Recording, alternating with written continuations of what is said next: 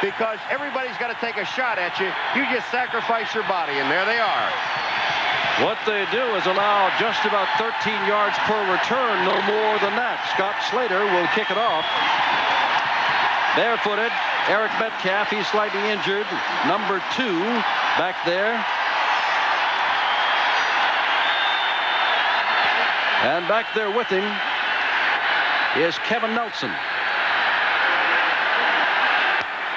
And Slater will kick it off, and you'll have a chance to take a look at this 12-man team. They are very effective. All former high school players. So they've been in action before. This is not throwing men to the wolves. And this will be Kevin Nelson after the short kick at the 10-yard line. And Nelson gets a trip up the middle and out near the 30-yard line. And Texas will start from about the 32. Longhorns with good field position will send out Brett Stafford. 70% his statistics since taking over as the starter. Number 10, a junior out of Belton, Texas. 58% overall. His running backs, Charles Hunter, 26. Darren Nelson, 34, the fullback. Wide receivers, Everett Gay, 19. Russell Hayes, 14. William Harris, 95, the tight end. Houston is starting at left tackle over, or rather, Erdl over Houston. He's hurt. Gatton, Chilton, Chester, and Stewart.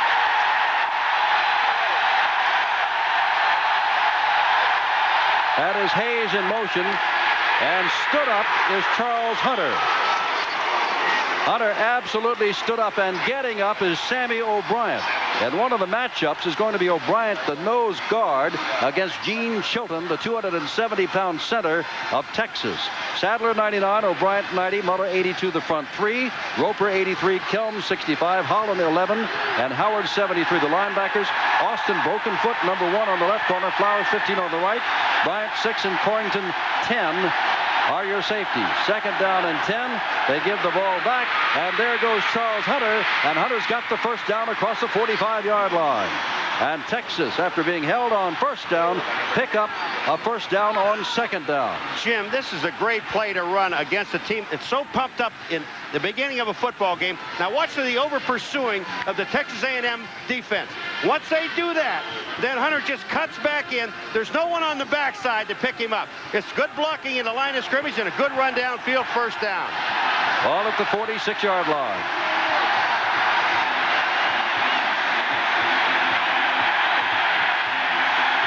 Uh-oh, a couple of backs are moving, and that is Hunter with the ball, and Hunter is dragged down across the way by number 73, Todd Howard, but both backs were moving, Norris and Hunter, so it'll be 1st and 15. Move it back 5 yards. Well, here we are, Paul. Thanksgiving night, College Station, Texas. Big game in Texas. The Cotton Bowl at stake. The loser will go to the Bluebonnet Bowl. And I'll give you $100 if you can find an empty seat in this place. It's crazy. I wouldn't be able to make it. While they're walking back, that gives us a chance to tell us that our referee tonight is Joe Thomas. Bill Anger, the umpire. Linesman is Don Brown. The line judge, Bob Baker. Ron Underwood, the field judge. The side judge is Lloyd Dale, and Phil Weckett is the back judge. Move the ball back to the 41-yard line. First down, 15, Texas. No score. We've just gone through the first minute and 10 seconds. Gay is wide to the left, and Hayes to the right.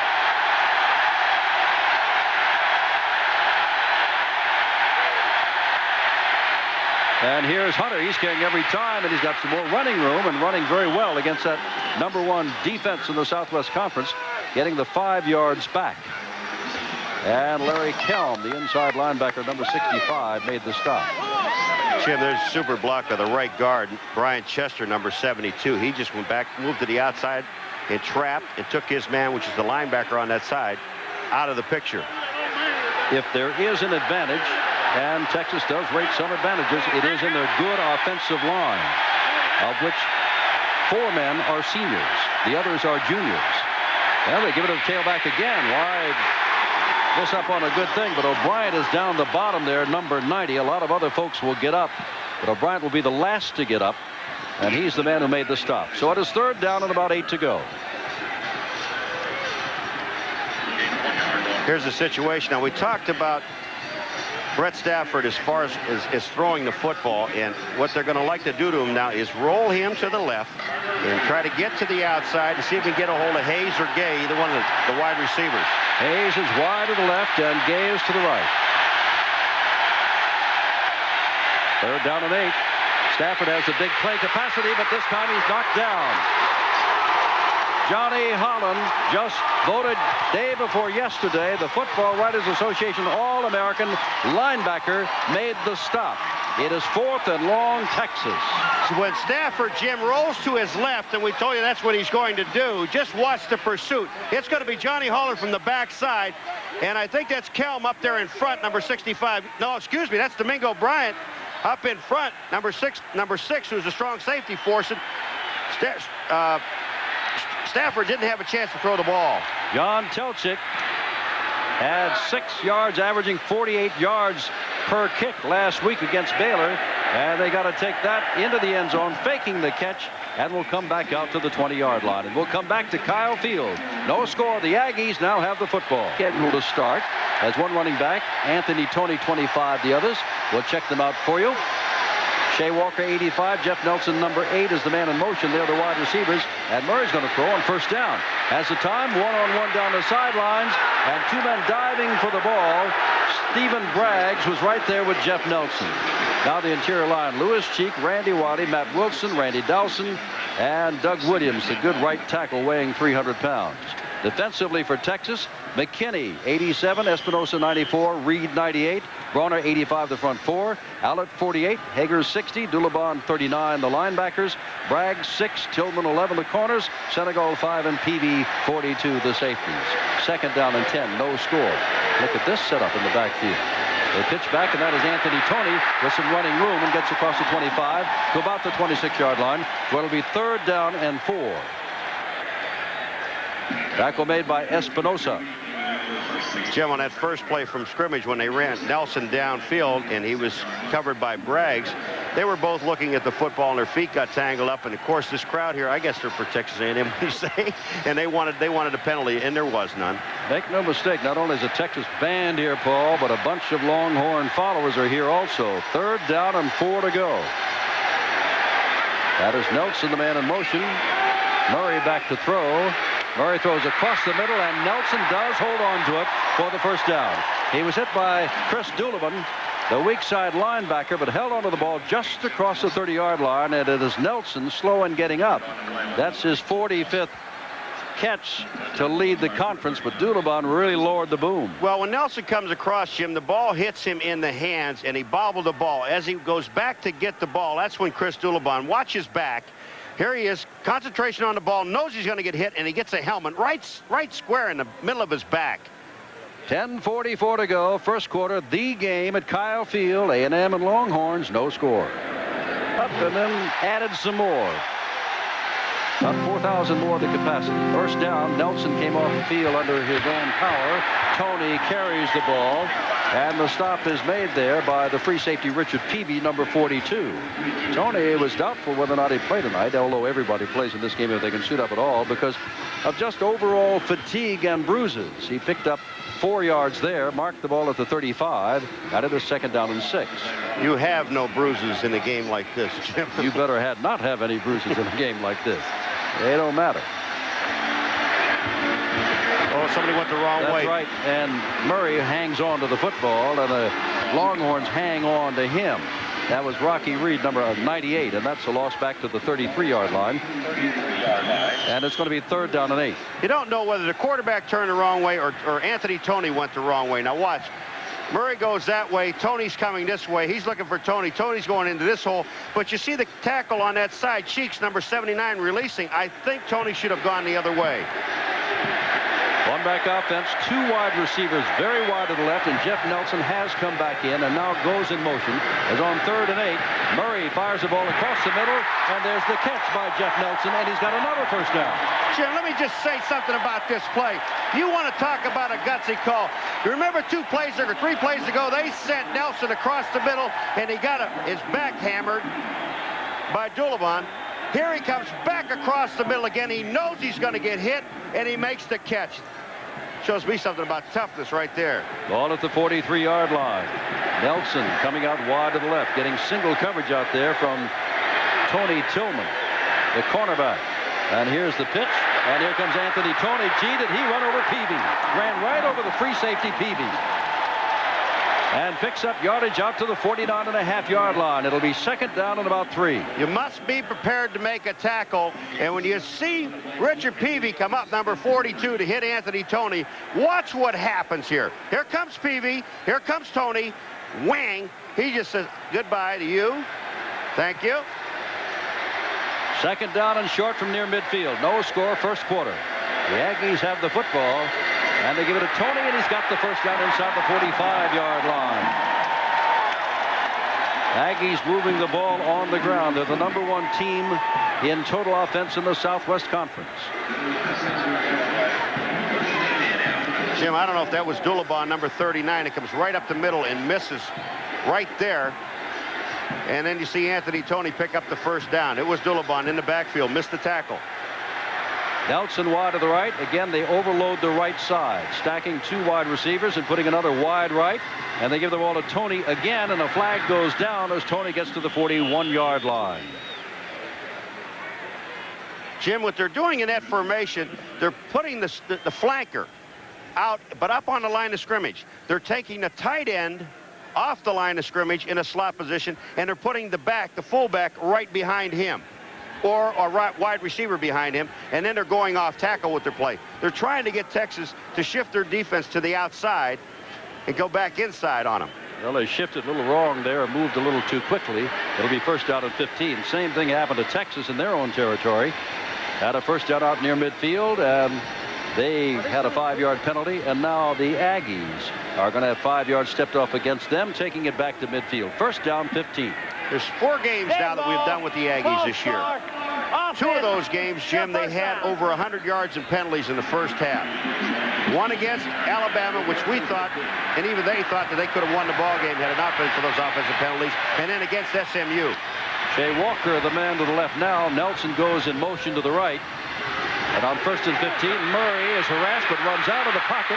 And this fella can run, and boy, is he put down. That was Britt Hager, the middle linebacker, number 60, chasing him and putting him down after a gain of only a yard. Second down and 14.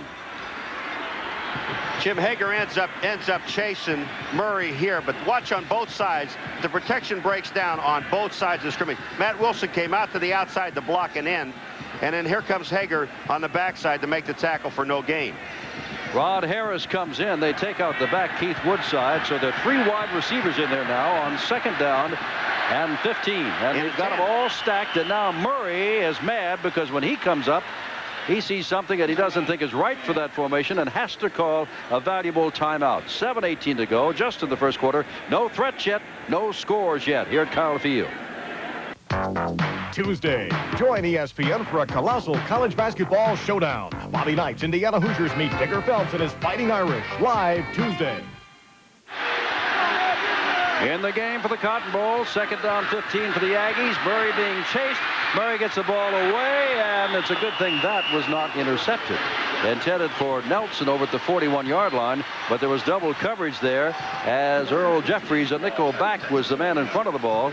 And there'd been a little bit less steam on the ball, or a little bit higher, and I think Jeffries would have had a touchdown. All right, here comes Nelson downfield now, Jim. Now watch it. They're picking him up short and long. They're not worrying about him short. The ball is there. The problem was that's Jeffries, number 1, that came in the game. But the problem is that Murray never had a chance to set to throw the football. Now it is third down and 15 to go.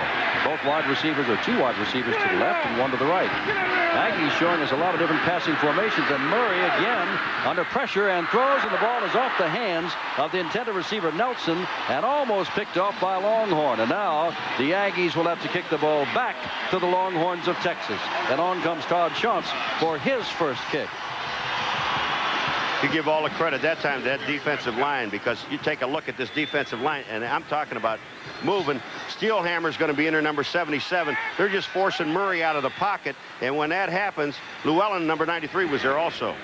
Shantz kicks a very poor kick away, and it was taken by the up man, and that is Eric Metcalf, son of Terry Metcalf.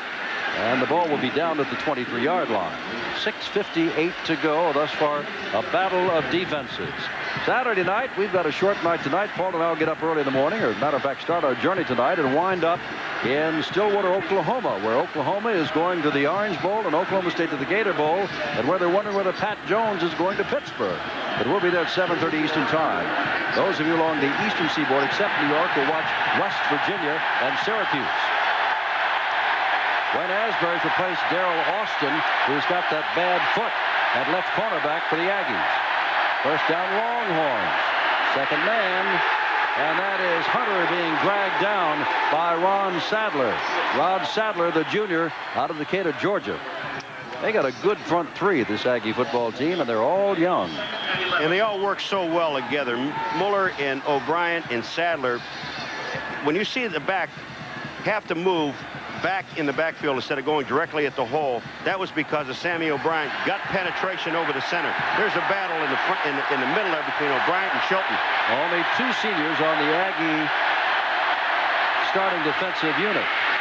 Well, Hunter is sure getting his chance to run the ball tonight, and Sammy O'Brien is making his presence known in the battle with Gene Chilton, the center of Texas. Jim, on that play there, Sammy O'Brien, watch what he does now with Chilton. He's going to set him up straight up in the air like that. He's getting double teamed by Chester. Now watch what happens. He gets away from Chilton, gets away from Chester, gets back in and makes the play. That's sensational. Third down and 8 to go. Texas, no score. Ball at their own 25. But Stafford the catalyst for the Longhorns' comeback in the last half of the season. Dropping straight back, he rarely does that. Fires, the ball is picked off. That is Johnny Holland, the All-American. And the linebacker has the first turnover of the game, and the ball is inside the 20-yard line. Johnny Holland, all he did was read the quarterback's eyes, because Stafford, when he dropped straight back, the reason why I told you, they like to roll him out. Because when he dropped straight back, all the linebacker did was stand there and take a look at his eyes. Now watch where Stafford's looking. He's looking at the man all the way, throws, Johnny Holland gets in front, makes the interception, and now Texas A&M has the ball inside the 20. And William Harris, the tight end, is the man who came up empty as Holland cut in front of him. First good field position of the night for either team with 54 seconds to go in the first quarter. And there is no score, of course. Well, when you see this thing again, Jim, take a look at Stafford. He is looking at his tight end the entire way. When he does that, it was William Harris, 95. Holland just steps in. And Sadler said, how do you do? And knocked Stafford down. Time called on the field. The officials are talking with the sideline and about what I know not. Apparently a clock problem. Our clock shows 54 seconds to go. But something is going awry with the clock, and that's why they've taken this timeout. Well, Paul, we have seen nothing of a defense tonight. We've seen a good rush by the Texas defense, and we've seen containment by the Aggie defense. And now we've seen the first turnover that could set up a score. And the man that made it all possible is Johnny Holland. You know, the defense, we talked about an improved football team. Defensively, this team, Texas A&M, they have a tremendous amount of confidence in the three down people. Sammy O'Brien, Muller, and Sadler, because they know that those three guys are going to get some heat on some players. Now we've got Johnson in the backfield offensively, and we got Vick in the backfield offensively. They're talking upstairs, trying to get the clock problem settled. Rob Bernstein has gone in. He is a tight end and a good pass catcher for Texas A&M. He will wear the number 29. And that's the situation. No score, 54 seconds to go. Well, while they take this time out, why don't we take a timeout? It's Thanksgiving Day. Happy Thanksgiving to you all. This is the race for the Cotton Bowl, and it's up for grabs still.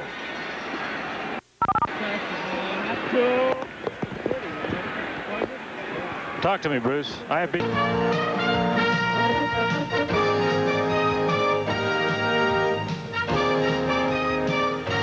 This place is sold out. Kyle Field, where the Aggies are on their way back to national prominence and are in a fight now with a team that's been nationally prominent for years, Texas, for the Cotton Bowl. Harry Johnson, 21, Roger Vick, 43, are the running backs now for the Aggies. First down from the 19, Nelson wide to the right. They give the ball to Vick, and Vick gets a couple of tough yards, and that is about all. stood up there by Blake Bronner, number 85, the senior right defensive end. Jackie Sherrill, by the way, happy birthday today. The last time that the Aggies and Texas met with the Cotton Bowl at stake was 3 days before Jackie Sherrill was born, back in 1943. So it's been a long time. Walker and Nelson both wide to the right. And Harry Johnson, the freshman running back, did not set up properly, but they got time to get the play off. On second. Oh, he's lost the football, and Texas has it back. Now it is still up for grabs, and Texas gets it back a second time. Dulabon looks like number 39. Johnson fumbled it, had a chance to get it back. Allard comes out with it, although I thought I saw Dulabon get on it first. In any event, it belongs to Texas. Didn't Dulabon have the first shot at it? All right, here's the toss for Murray. Just never gets there, Jim. Here's the toss in the backfield, and that's to Johnson. He misses the ball. There's Chris Dulabon. The ball hits him in the hands. Murray goes for the ball. Dulabon went after it again, but Ty Allard, number 48, is the man that comes up with it. Turnovers for Texas, 23. Lost 28 minus 5. A&M is +3, and the clock shows 4:57 to go now. We were saying 57 seconds. So there was a lot of problems with that clock. Now looking to get outside is Hunter. That's one-on-one right there. Fine play by number 30, the right cornerback, Alex Morris, a freshman out of Arlington, Texas. But he gets the ball out to the 33-yard line, 2nd down and 8. And Paul, we were saying 57 seconds to go. There's now 4.5 minutes to go. So there was a big problem with that clock. All right, and another thing too, when we watch that last play with Hunter, and this is what's happening, they're not able to run Texas. They're not able to run the ball up into the middle of the field against Texas A&M, and it's taken too long to get to the outside. Stafford being pursued. Coming over to throw, gets the ball up in the air, and the closest man to it was Wilcox, and the next closest man to it was James Flowers. Both of those are Aggie men. It was Kelm who was pressuring Stafford, the inside linebacker, number 65, and now it is 3rd down and 8 to go in this scoreless first quarter. And I can promise you Stafford just threw the ball away. Here it comes. Domingo Bryant, number 6, is there. They're pursuing from the outside.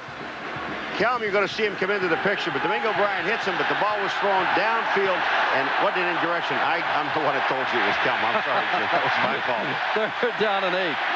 And straight ahead, looking for the first down. The first time he's carried the ball is Darren Norris, and he's got more than enough as he's dragged down by Alex Morris. First time Darren Norris, the freshman fullback, has carried the ball tonight, and he gets more than enough. Now, I made a statement that Texas, they've not been able to run the ball up the middle, Jim. Here's the draw play. Now, watch what happens with the draw. Now they're looking pass rush, first of all. The linemen let the defensive line take their splits and go outside. And when that happens, here comes Norris up the middle. Morris, number 30, comes in and makes the tackle, but they're at the 40-yard line. Hayes goes wide to the left. Gay is to the right. Same two backs in there, Norris and Hunter. We've not seen any other in the Texas backfield. And this is Hunter carrying the ball, and he gets up the middle. Dragged down by Johnny Holland, along with Kip Corrington, the free safety. A reminder again, Daryl Austin, they found out this senior left cornerback had ankle problems, then a broken foot. He started tonight's game, but Wayne Asbury has taken over at the left corner for him, number 16. Here's Johnny Holland. Now let's just take a look at Johnny. He's looking at the play. He sees the cross action. Now he comes back to make the play. This is an 8-yard gain by Hunter, but at least Johnny Holland got to the play late. Ball at the 33, 2nd down 2, no score, 3 minutes to go, first quarter. Stafford and Hunter's got no place to go. It's going to be 3rd down and short.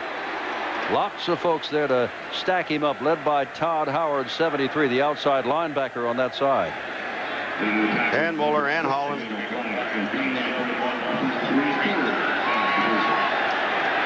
In with the play comes Tim McCray, a tight end. It is 3rd down and about 2.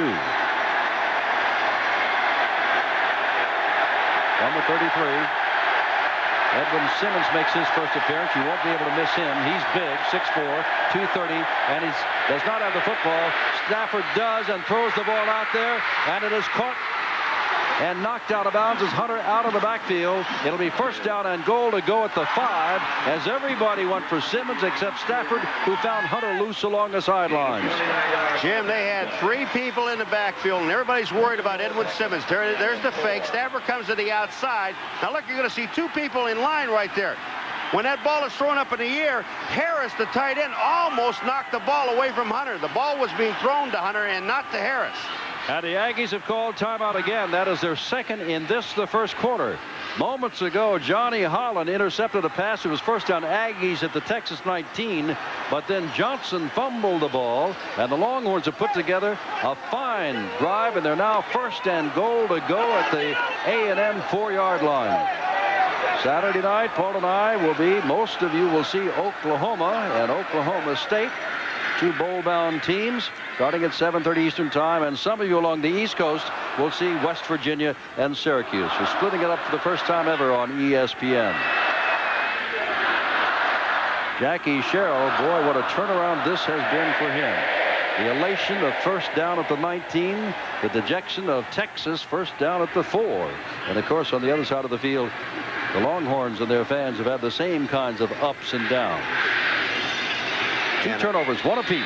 And I don't think the Texas will throw the ball down here. I don't think so either, but Edwin Simmons has come in, and just his size prevented everybody from taking a look at minding their own store, because they all went for Simmons and left Hunter all by himself. And as you said, Paul, 2 men were out there that could have caught the ball.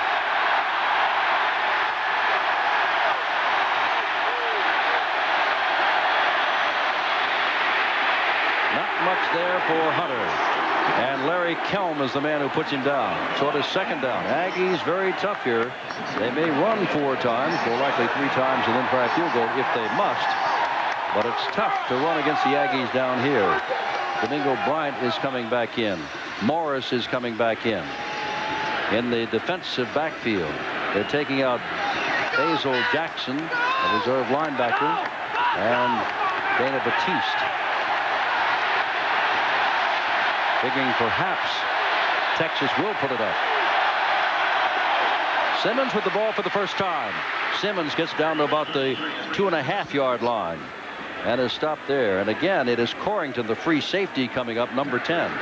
He's a College Station player, raised here, went to school here, that we have seen save A&M against SMU and Arkansas in the late going. Look at Edwin Simmons. Now he's 6'4", 235 pounds, a leg drive, but they close fast. And when they close that time, Kelm, number 65, is one of the men there. I go right back to Edwin again. Third down from the 2. Simmons with the ball, and did he get in or not? They say no. Decision time for Akers. It is 4th down and inches to go only. Take the 3, or figure your big man Simmons can take it in. I think that's 53 Jackson. Here comes Simmons, the same play again, right up the middle, and just look at them. They stuff him right at the goal line. Here they come again. This from the side, and he does not score. You can see it right there. He is stopped. Never makes it to the goal line. Texas is going on 4th down. Simmons again. No, he does not get it. He is stood up, and that is James Flowers, a cornerback, that hit him low. Flowers was there, Jim, but there had to be a great surge in the middle of the line, and I got to think it's got to be Sammy O'Brien. Muller, his Sadler ends up on the play. And it's the big gamble, but just when you take a look at the middle, they just took Chilton to center, and he comes flying back. Watch here. There's just no place to go. They're coming in up over the top, but underneath, the thing was jammed by Sammy O'Brien, number 90, and there was just no place for Edwin Simmons to go. There they come again. Look at up in the middle of the pound. Muller was there. That team's fighting, man. Edwin Simmons, 234 pounds, carrying the ball 3 times and does not get it. Anthony Toney takes it out to about the 5 and is knocked back by Texas's defense. Led by Mike January. They were concerned about Mike, a backup linebacker, playing tonight because of a calf injury, but he was certainly in on that tackle, number 28. And we're running down to the end of the first quarter. First quarter is over. And Texas A&M has had the goal line stand. Texas A&M scoreless at after 1. That's the Aggies yell leader, and he's telling us folks to put on a Texas A&M sway. That is not a wave, that's a sway. Watch that long enough, and you go for the seasick Bills. Second down as we go back to the field. Aggies with the football. Tony carrying the ball. Flag down on the play. Check that. That's Roger Vick. Roger Vick, there's a flag on the play. When they stand up to do that swing and sway, 5 yards against Texas, they stand up right in front of Paul and me, and it's a little difficult to see. First quarter was a standoff on the scoreboard. Yeah, but just take a look at the yardage. And that was that long drive by University of Texas. They just moved the ball down the field and didn't score. Texas A&M had the ball, got it on the turnover, and gave it right back to Texas. They really not had the ball long enough to do anything with it. Oh, Bevo. Hello, Bevo. Give us your Bevo. Thank you. Hello, Bevo. Second down from the 10-yard line and 2 yards to go. A&M. Roger Vick, the one back set there. That is Vick, and he has got, well, I think he's got the 2 yards. Hanging on to him there was James McKinney, the defensive end, number 87. He's got to get over the 12-yard line to have that first down. Now, check that, Paul. I'm in error. That's Thomas Aldridge, 97, not McKinney, 87.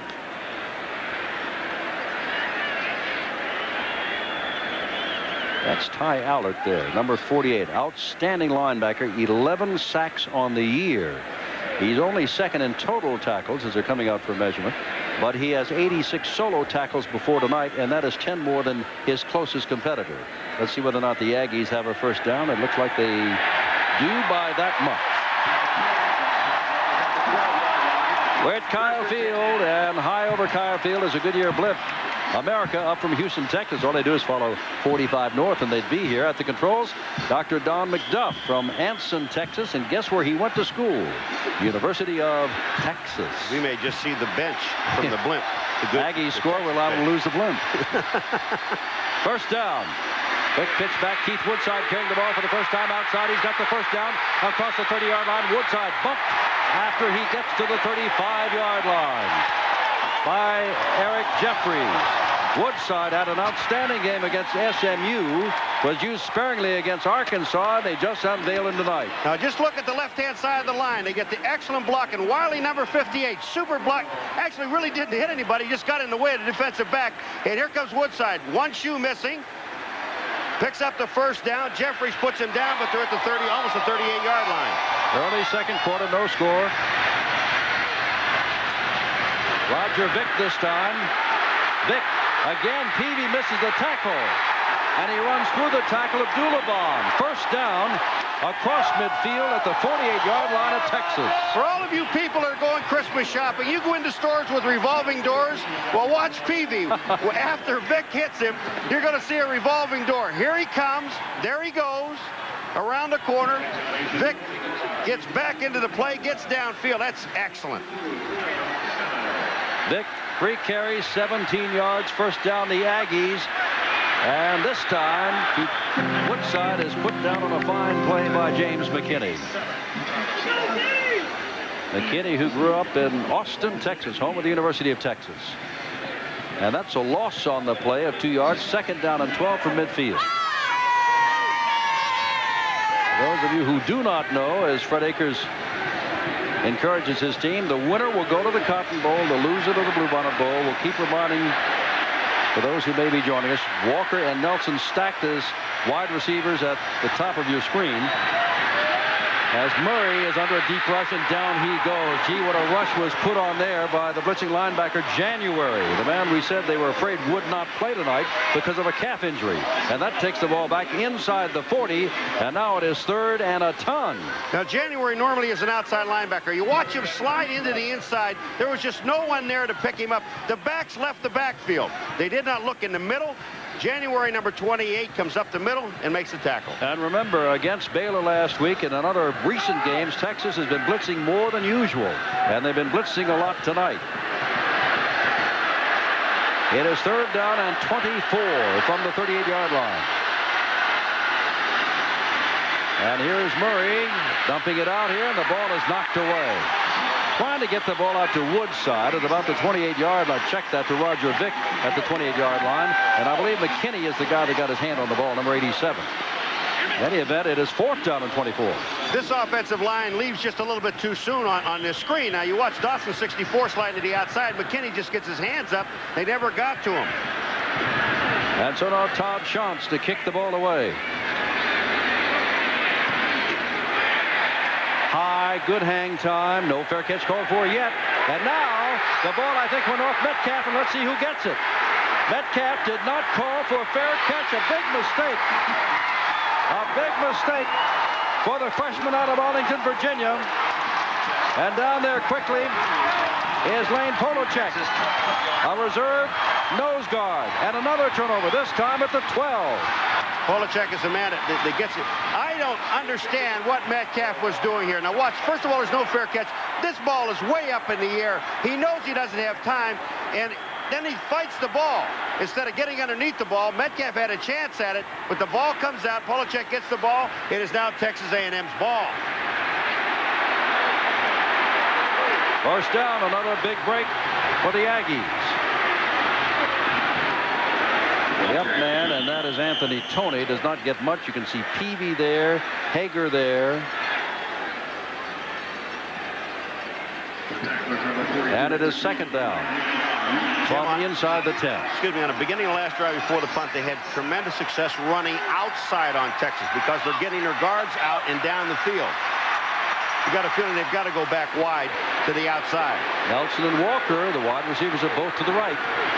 On 2nd down from the 9-yard line, Murray is hit as he throws the ball, and the ball is not caught by Jeff Nelson. Jeffries to cover, but the ball is incomplete at the 5, and it is 3rd down from the 9. Jeff Nelson went into the middle. Jimmy was going to take Jeffries inside and then come on back out to the outside, and when he did that, he slipped and fell, got back up and almost made the catch. That's why he's shaking his head. He got in there, the ground was gone, but he got back up. Kevin Murray, who leads the conference in passing, is 2 of 7 for 15 yards. 3rd down on the 8-yard line. Scoreless ball game. Murray back to throw again. Murray throws out here for the catch, and it is good, and touchdown Jeff Nelson. First score of the Aggies. 9-yard touchdown pass.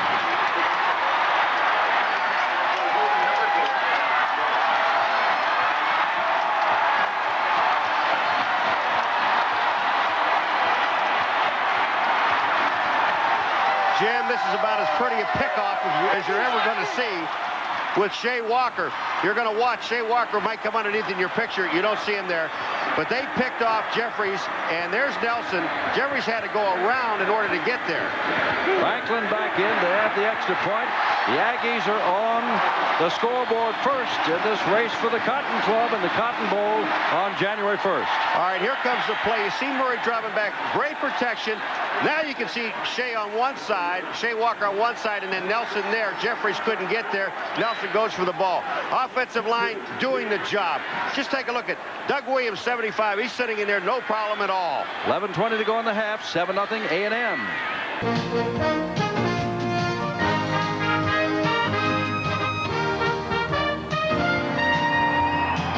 The CFA on ESPN is brought to you by McDonald's. It's a good time for the great taste of McDonald's.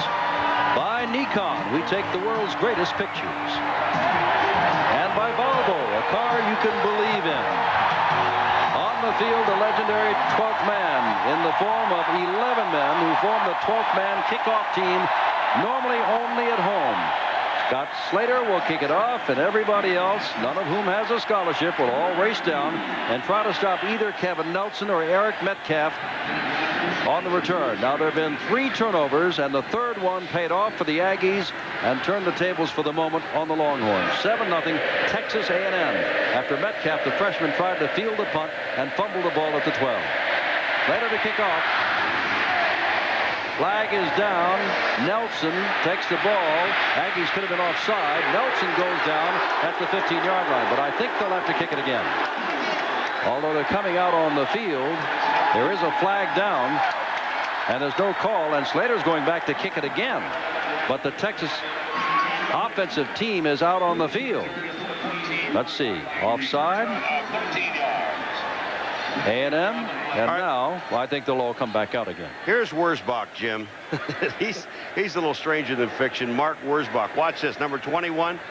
They just go like crazy, and they find the ball, get out of my way, because I got some work I got to do right here, and then wham, they're in the play. I tell you what, I saw the bonfire being lit last night on local Texas A&M television, and they talked about the fact they're going to do this again.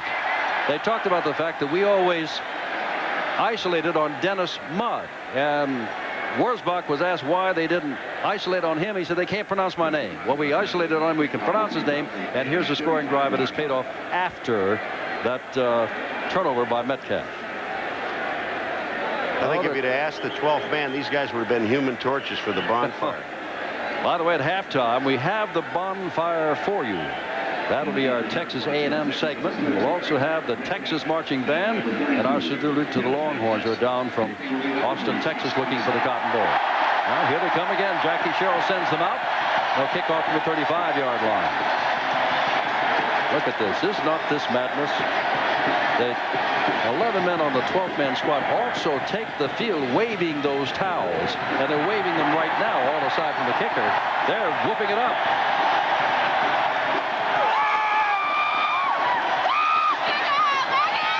Now, that's just for the 12th man, the towel. That's all the people that are waving. This team right here.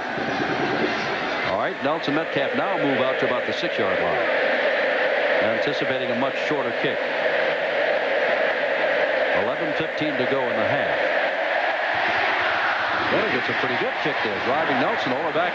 It goes into the end zone and out of the end zone. A following wind there, and they'll bring the ball out to the 20, but Texas does pick up 5 yards on the penalty, in that they would have had to start at the 15 had there not been a penalty. So now Brett Stafford will bring his people out and try to get something going, and you can see that Metcalf is staying in the game.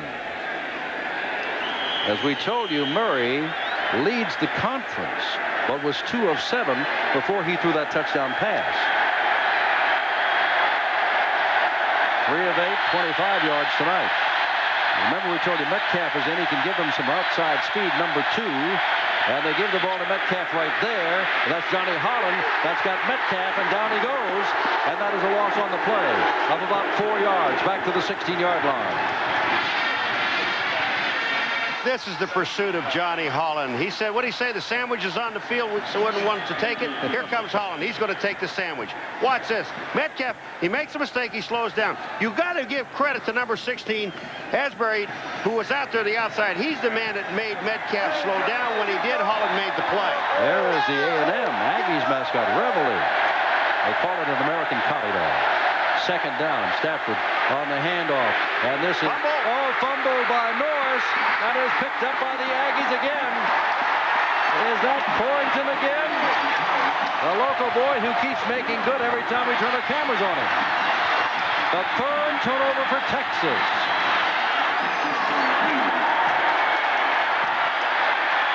Don't make a mistake in a game like this. There's Kelm, and there's Holland. Here it comes.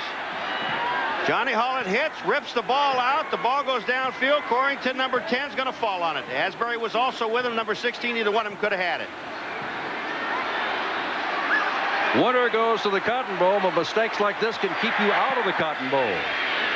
Murray on the handoff, and straight ahead goes Roger Vick and gets inside the 30-yard line. And you can see Rocky Reed on top, the senior linebacker, or I should say defensive lineman out of Houston. Takes the ball inside the 30-yard line, nearly to the 28-yard line. Second down and about 7 to go. He's still got 10 minutes to go in this first half. It is 7-0 the Aggies, and they're trying to add to it. Roger Vick again, caught in the backfield. Fine defensive play there by Ty Allard. Their All-American possibility. Back to the 32 it goes, and it is 3rd down and 10. Ty Allard makes the play, Jim. They're doing that lineup again where they used Webb as the tight end on the outside, along with Johnson, who is the back. Now, Webb does not come back to the inside and get Ty Allard. That was the problem. He's split out. He's in a slot position, but he's got to make that crack back to the inside. If they do that, it gives the back time to get to the outside. 3rd down and long, with Nelson swinging out of the backfield, and Murray looking and Murray throwing, and there's the catch, but that's not good enough for a first down. Nelson makes yet another catch, inside the 25-yard line, but it may give them some options. But I do believe that they're going to bring on their field goal kicker. This will be of 42 yards. Remember, against SMU, 48 yards, and Eric Franklin won the game with that 1917. But he is erratic. He is not in the class of Jeff Ward of Texas, but he can step up in class with this 42-yarder. From 42 yards out, it is high enough, it is long enough, and it is no good. It is off to one side, and again, they've dodged the bullet. One turnover out of 3. The Aggies have scored. The other 2, the Longhorns have escaped. 8:46 to go as Franklin comes off the field. Franklin actually thinks he makes this. Now watch his reaction afterward. The ball is up high. It's up over the top of the goalpost. Now watch Franklin. I got it. I've got it. I've got it. Saturday, the best college football on television is on ESPN Live. Heisman Trophy candidate Thurman Thomas leads the Oklahoma State Cowboys against Big 8 conference arch rival Oklahoma. Or West Virginia's Mountaineers take on Syracuse in an important battle between 2 major independents. Live Saturday.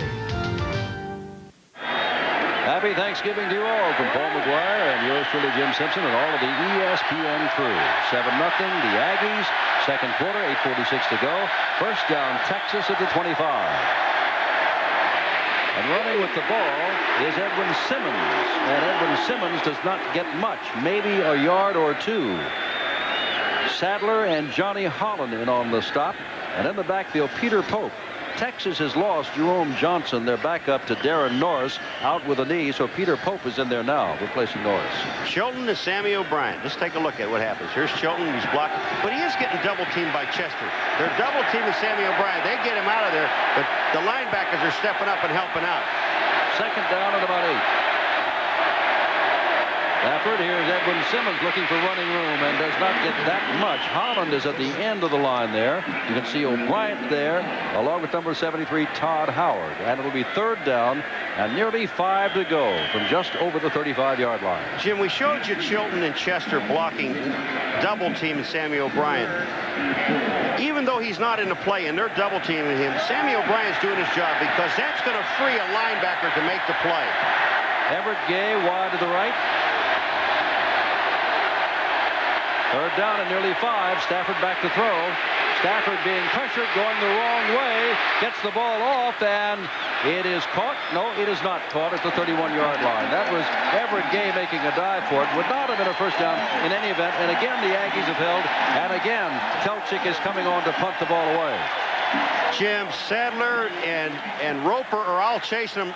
Now, Muller gets pushed away. Here comes Sadler after him, and Roper is going to come into the picture on the top side right there. And when that happens and you're running for your life, man, you're looking for some help, and he didn't get any. Telchik, a fine kicker to kick the ball away to Jimmy Hawkins, who's a rather good kick returner.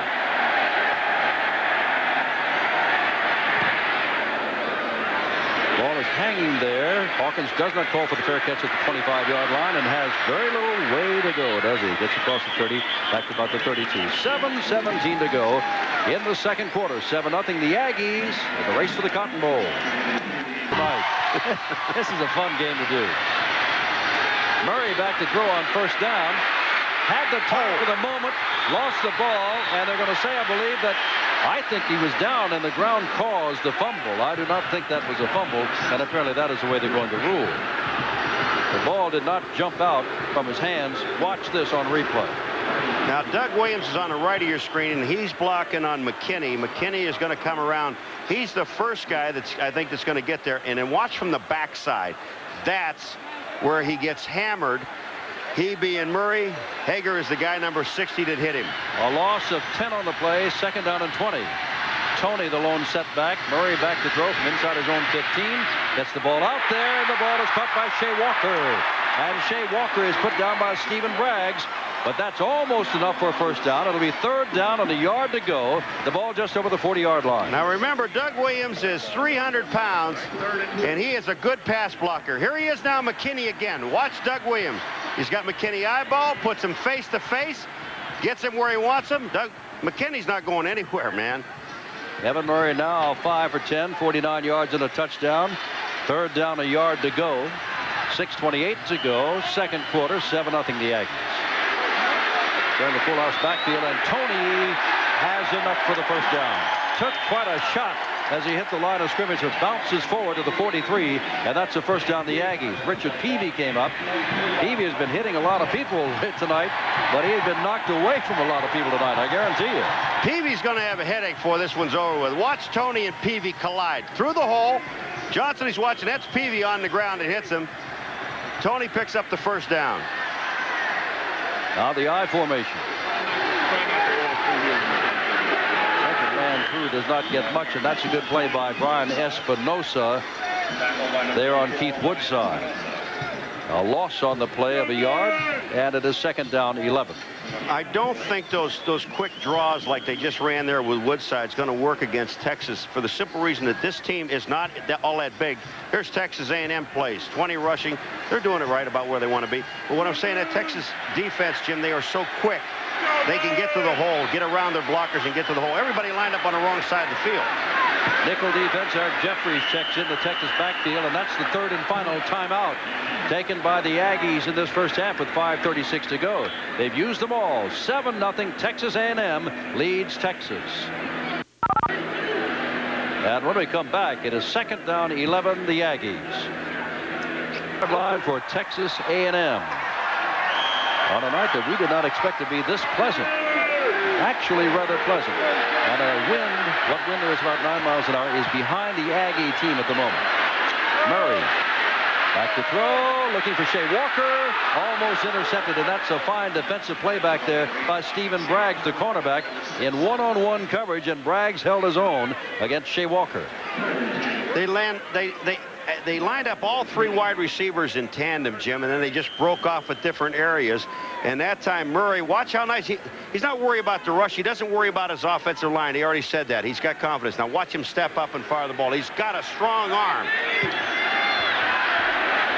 Murray now 5 for 11. He's looking for 6 for 12 here because it's third down and about 11 to go, and throws, and there's a good catch there, and that's a first down, and that is Rod Harris, number 17. Takes the ball inside the 40 to the 37-yard line. Jim, Randy Dawson, the right guard, what a great play he makes. He's going to pull out and pick up a linebacker in the line that gives Murray a chance to throw. You see Dawson there? He just pulls out, makes the block. Otherwise, Murray would have been down. They hit Harris downfield. No chance for Tillman to make the play. Harris gets the first down, and look at Murray.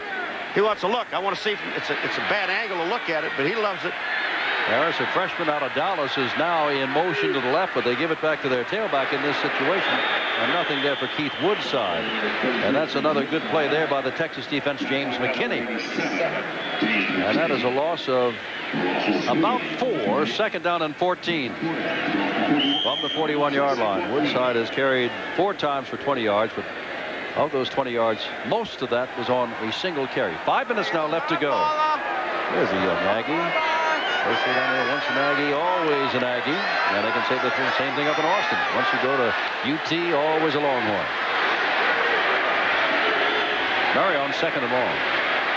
Boy, he waits till the last minute there, doesn't he? And throws out toward Woodside, and there may be interference charge against Dulabon, who is trying to cover Woodside. We'll see. I don't know if it was pass interference over there or holding. One of the two. I think Dulabon is a guilty party. Joe Thomas, the referee, will sort it out for us. And you can see that Chris Dulabon is checking in and see what they're saying there, and so is Woodside. They were the two involved, I do believe, Paul.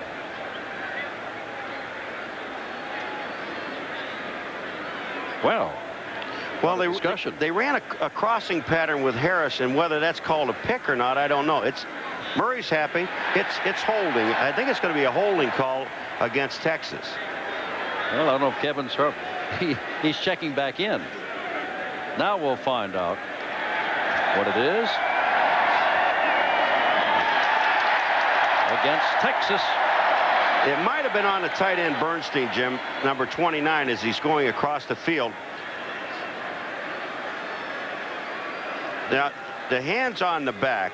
That's Senegal. Hands on the back, and now they're complete. Now, I don't know if it's that one or not, or whether it's Dulabon earlier on Woodside outside of our picture. And, of course, in college ball, they'll just say what it is and will not give you the numbers as they do in professional football. But this is a long discussion. That couldn't have been a call on Tillman. I really don't think so on that play there. I think it happened much earlier. Illegal use of the hands. 5 yards after the ball was thrown. Still second down. Okay, that's what they're deciding, whether it is while the ball is in the air and when they get the first down. It is after, while the ball is being thrown, and Akers says, okay, I'll take that. That only gives him 5 yards. It is now second down and 9. 4:01 to go in the half. 7-0 the Aggies. 3 wide receivers to the left, including the back. Woodside is coming out of the backfield. Murray looking, throwing underneath, intended for Woodside. That ball was on one hop to him. It's third down and 9. Both of these coaches are emotional.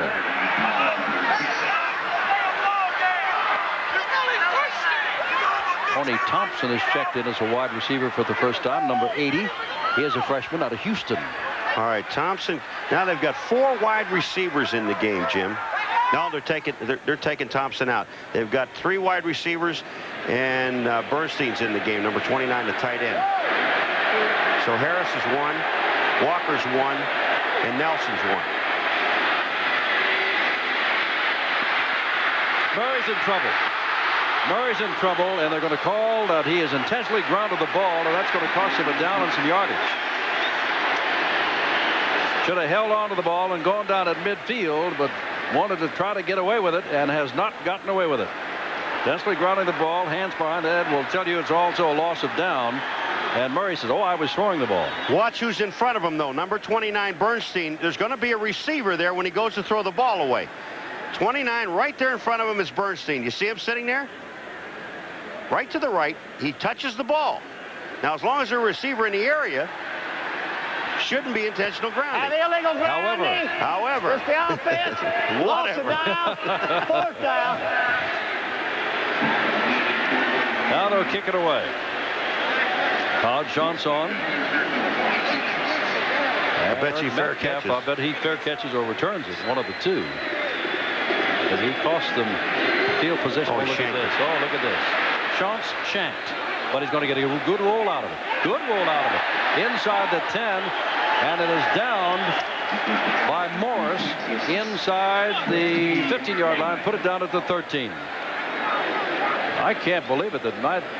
Let's see, day after tomorrow. Tonight will be in Oklahoma. You and I will be at Stillwater, Oklahoma, on its way to the Orange Bowl. Oklahoma State on its way to the Gator Bowl, and they're talking about Pat Jones possibly going to Pittsburgh. Paul and I will be there. Up and down the East Coast, with the exception of New York City, you'll see our first split coverage. You will see West Virginia and Syracuse.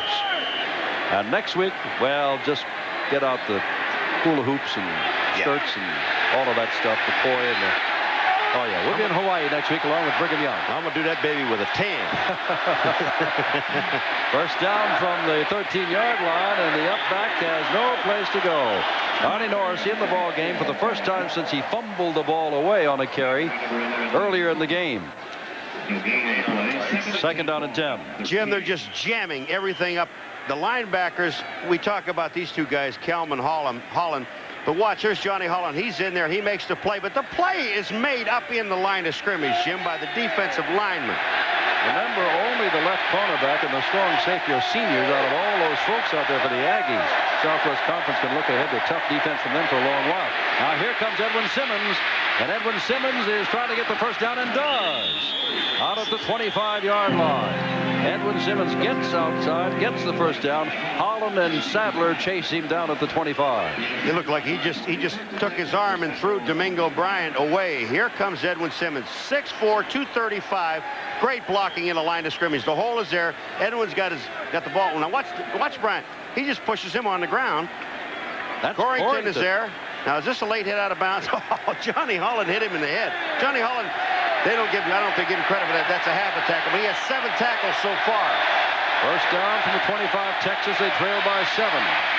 Stafford still with the ball. Stafford puts it out here, and the ball is caught. Fine play by the tight end, William Harris, number 95. First down, Texas at the Texas 44. Jim, that was a perfect pass by Stafford. He threw it over a linebacker. All right, here's Chilton, and there's Sammy O'Brien. Now they're blocking with Jatan, number 61. Look at the double team there. Sammy O'Brien really doesn't get off the line of scrimmage, but that was an excellent pass by Stafford.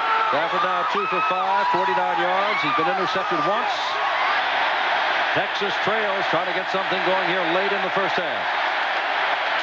And Edwin Simmons, look at Sadler stand him up and then get some help. But that's really Rob Sadler out of Decatur, Georgia, number 99. All 262 pounds of him that stood him up. All right, Gene Chilton. Now, he's trimmed down quite a bit. He's on Sammy O'Brien. And Sammy gets to one side, and then they send the back. Norris up in the double team. Chilton's down from, what, 295 to 275? They used to call him, what, Coke machine? Now they call him the Diet Coke machine. I love it. Second down, Simmons has gained 22 yards on 7 carries, averaging a little bit better than 3 yards per carry. Second down and long. Stafford still has the football, looking to throw. Throws it over and throws it over Simmons at the 50-yard line. And Simmons takes quite a pop from Johnny Holland after the ball went off his hands. It is third down and 8 to go. 2:25 left in the first half. This is a play fake to Edwin Simmons, Jim. And watch what Johnny Holland does. As soon as he sees Simmons, that's his man. I'm staying with Edwin. He's going to take a look. The ball is up in the air. Holland hammers him. Holland weighs about 15 or 16 pounds less than the tailback, and he's a linebacker. That's right. Brett Akers, Metro Arkansas. Time called by Stafford. Looked like he was running out of time, but called the play. 2:25 to go in the half. One touchdown pass give the Aggies a 7-0 lead. Please go to the north end zone, first aid station. Live, University of Texas Longhorn Marching Band. That's our halftime for you. It is third down. The Aggie crowd comes alive, trying to kind of mess up Stafford with a snap count. And he's saying to the official, I can't hear. But he knew that when he came in here. And the official, Joe Thomas, is going to step in saying it is my timeout. And they'll re-huddle on third down. Akers tells him what to do, sends him back out.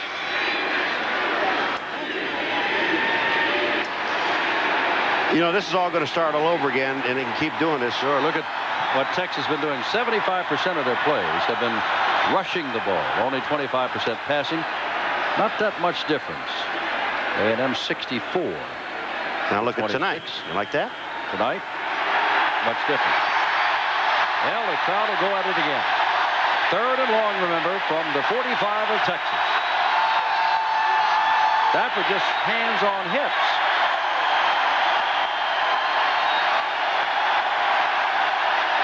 They have not started the play clock, so they're giving them all the time in the world.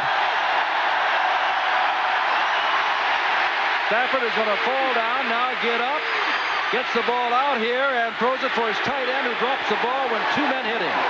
Johnny Holland and James Flowers hit William Harris, and he couldn't hold on to the ball, and they'll have to kick it away. All right, Stafford, when he went to throw a quick slant pass to the wide receiver, Jim, which is a split end on that side. He wasn't open. Now here comes Harris. He's blocking at the line of scrimmage. He's really not in the pattern. But all of a sudden he sees Stafford in trouble. Now he's waving his arm. The smart thing to do. The ball is almost there. He's waiting on the ball, and then goodbye, because he's going to get hammered by Flowers. Belichick on 2 punts has averaged 52 yards. And this one drives Jimmy Hawkins back in near the sidelines, and it goes out of bounds inside the 10 at the 8. That won't hurt his average either, and that will put the Aggies in the hole inside their own 10-yard line.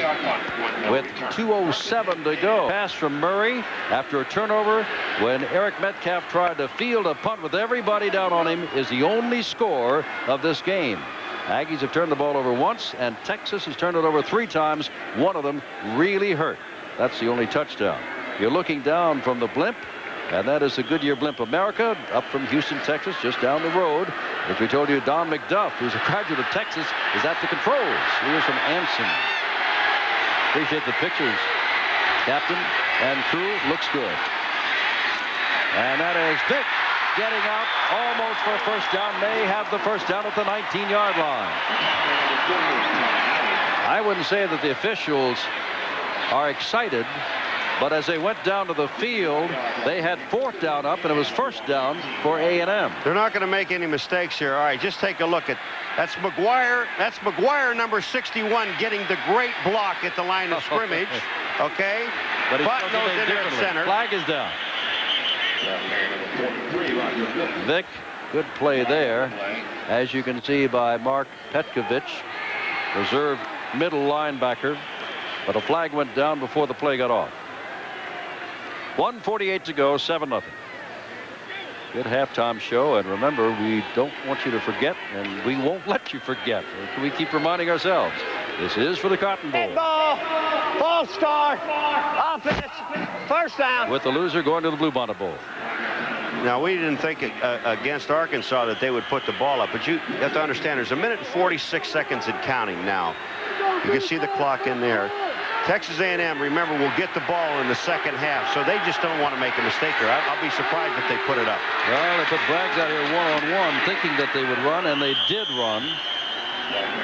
McKinney takes care of Vick, and it is going to be 2nd down and 13. At the 16-yard line, 2nd and 13. Ball at the 16-yard line, and the clock for some reason has stopped, and they've taken timeout. Texas A&M has used all of theirs, but of course the Longhorns would like to get the ball back one more time with some time left on the clock. When it does run out, Sports Center will be on, and we'll have the lighting of the bonfire last night. Some of the old Texas Aggie heroes, some of the present Texas Aggie heroes at the 55-foot bonfire. And of course we'll have the University of Texas marching band on also. Fred Akers can't believe that they're saying that he could be in trouble, but people in Texas know more about that than Paul and I do. But this is what he's done in 8 seasons. A couple of Southwestern Conference titles, a couple of Cotton Bowls. Tell you something else about Akers. He has been to 8 straight bowl games. That's not bad. I don't know what you have to do to keep a job, and you know, especially again, talk about at the beginning, what this man did with this football team this year. I mean, they were picked on the bottom. Not many people gave them a lot of hope, but Mr. Fred Akers, you've done a pretty good job with this football team, and all you have to do is leave him alone. He'll be fine. Letter should be addressed to Mr. Paul McGuire. That's right. There's Nelson, and they'll keep the ball on the ground. Dick trying to get some running room, hold on to the ball. Dulabon's got him, and that's going to let the time run down even more. Well, Texas, they're going to take another timeout now. That's their last timeout. And you know they're going to run the ball again, then kick the ball away again, but the Longhorns may have a chance to get something going here. We have seen a lot of Texas A&M this year. We did the Alabama game, 105 yards in penalties there. They could have won that, and then they went on a winning streak. Northeast Louisiana, Tulsa, Texas Tech, Houston. Then they lost to Baylor, and for a while they thought that might be it in the conference, but they beat Rice. They were underdogs to SMU and beat them on the Franklin field goal. They were underdogs to Arkansas and beat them. They rolled over TCU, and now they're here for the Cotton Bowl. Jim, that Baylor game, they just could not put the ball in the end zone. They were up and down the field against Baylor and couldn't get the thing in the end zone. Kevin Murray got hurt in the Arkansas State game last year as a sophomore after being the newcomer of the year before, and was given a red shirt year, medical red shirt, and so he is now a sophomore, which means he's got 2 more years. 6 of 13, 69 yards, and the only score of the game. Situation is 3rd down and 10 from the 19-yard line.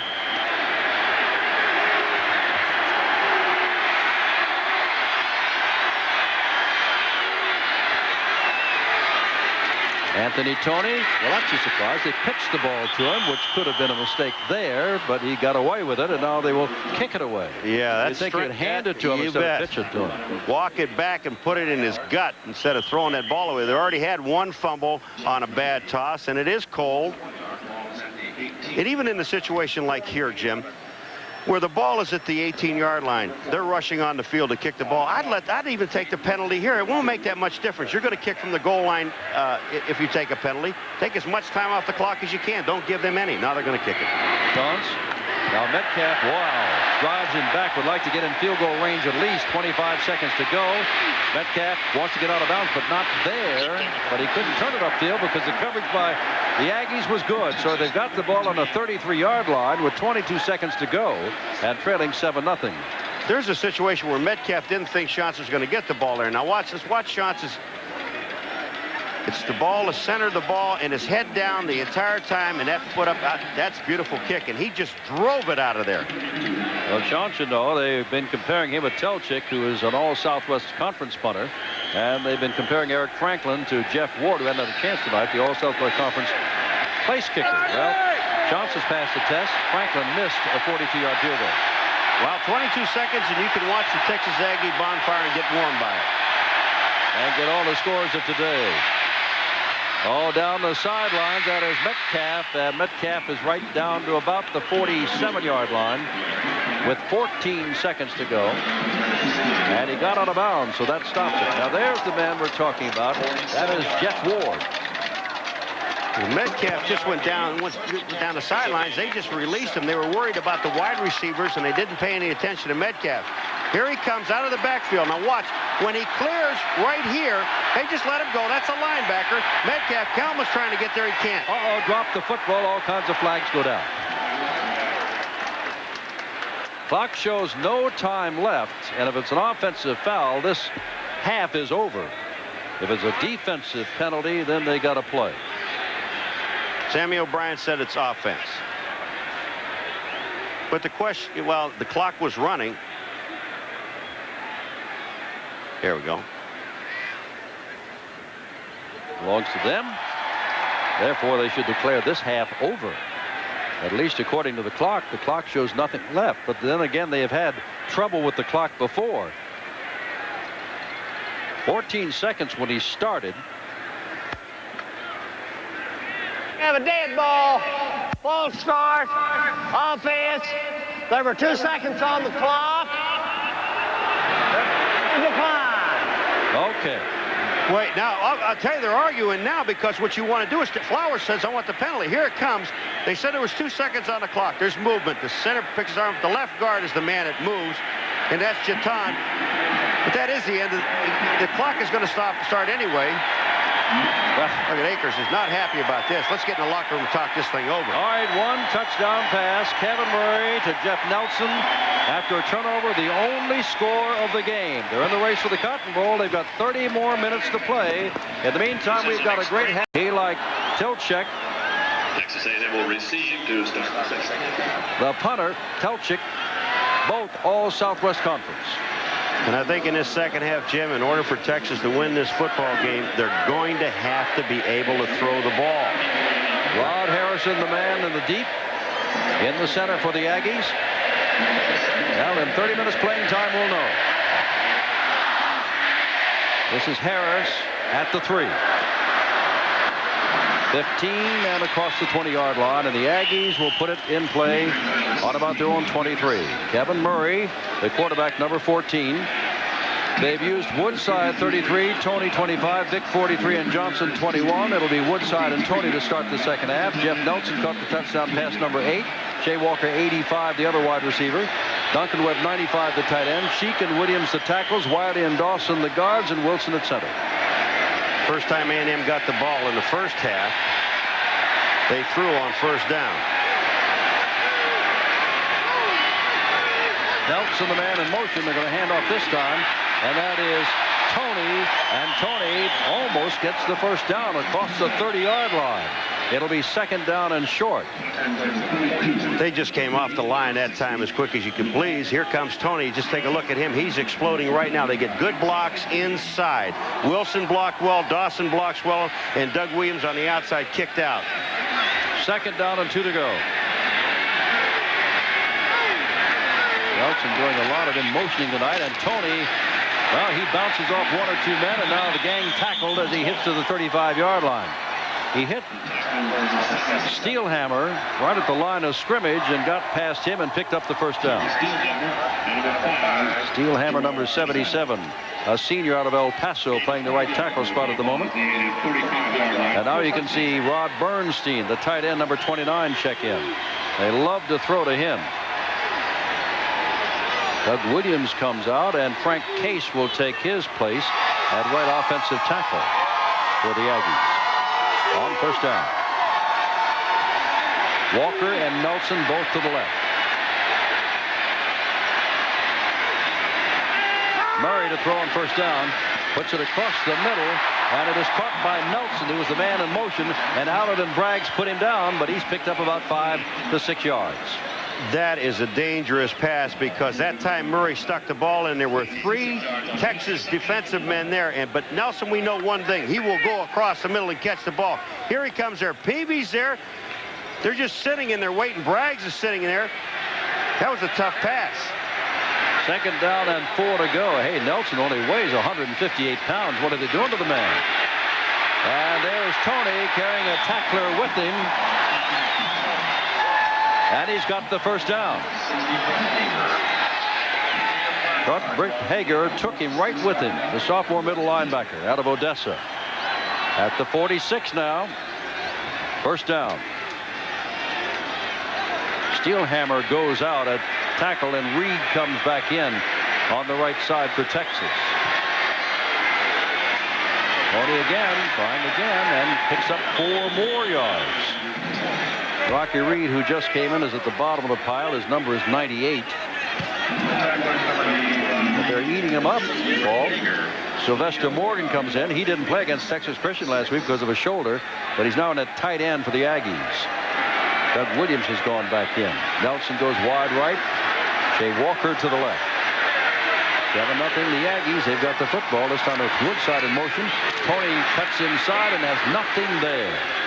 Nothing at all. Loses a couple of yards. And it'll be 3rd down and 7 from the 49. Espinoza led the way for the tackles. Number 94. Great pursuit. Espinoza gets back to the outside. Hager's out there too. 60, the middle linebacker. You watch him. There's 94 Espinoza. Watch him come right down the line of scrimmage. He's sitting right there when Tony makes the cut. He's there. Hager comes in and finishes him off. 3rd down. Big play for the Texas defense. They got to get the football to score. Walker set up on the wrong side. Now it comes to the left side. Uh-oh. Now they moved, and they're saying that the right side. Well, a defensive man went off. Morgan moved.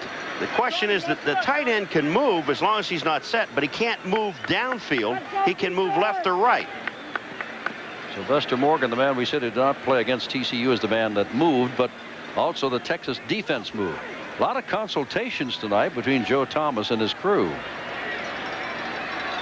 And now what do we have? No flag. No flag. Replay the down. See, the tight end can move, and that's what they're looking at. The defensive man came across and got back. The tight end can move. Big man that can admit that he shouldn't have thrown that flag. 3rd down, Walker. Nope. It is Tony Thompson in now with Jeff Nelson wide of the left on 3rd down and 7. And Murray back to throw. And Murray has the time, and Murray has Nelson out here for the first down. Nelson is across the 30. Nelson is down near the 21-yard line and knocked out of bounds there. First down, the Aggies. Nelson, they're bending over him, and he is a little slow in getting up. They're still looking down at Nelson on the sidelines. Jim, when Nelson ran inside and then back outside, there's Nelson down on the ground. They're going to bring the people there. You watch Bragg. If we could see Bragg's number 6, he gets tied up with his own man. Here's Braggs, and he slips down here. I thought he got tied up with his own man because his man went by him. And then Nelson is there. Braggs is chasing. Nelson really gets hammered right there, coming out of bounds. That's Peavy, number 42, to hit him. Now the quick handoff to Tony. Tony explodes down inside the 15-yard line to about the 14-yard line.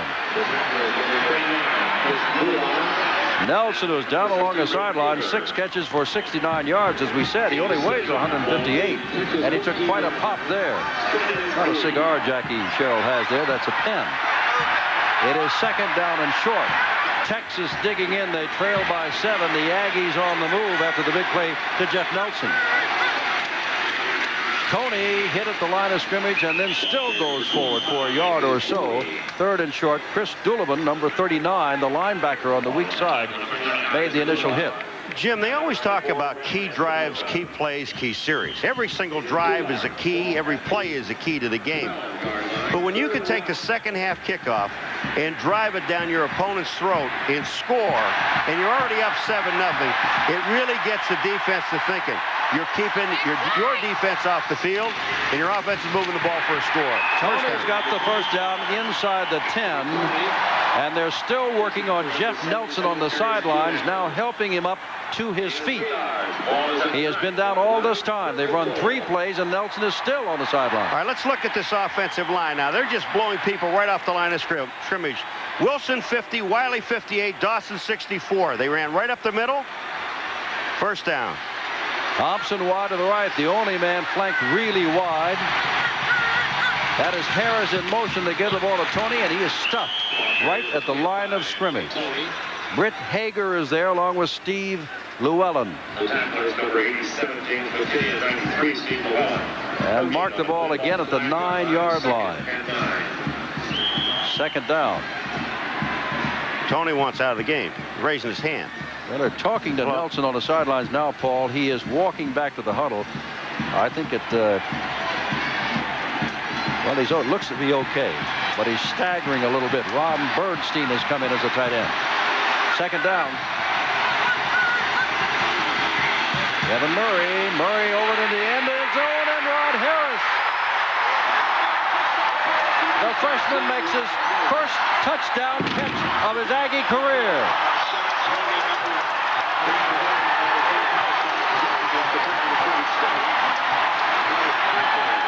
Jim, they brought Harris in motion, and then they broke him back to the outside, brought him to the inside in motion, and ran him back out to the corner, and Murray threw a perfect strike. Akers talking on the sideline as Franklin comes in to add the extra point. And that is good. And the Aggies lead by 14 over Texas. Jim, this is just a perfect pass. On the left of the screen, that was Harris coming in motion. Now he's going to break back to the outside. Tillman, number 11, never had a chance. That ball was perfect. Murray is looking at him all the way. Watch where the ball is over his shoulder, right there.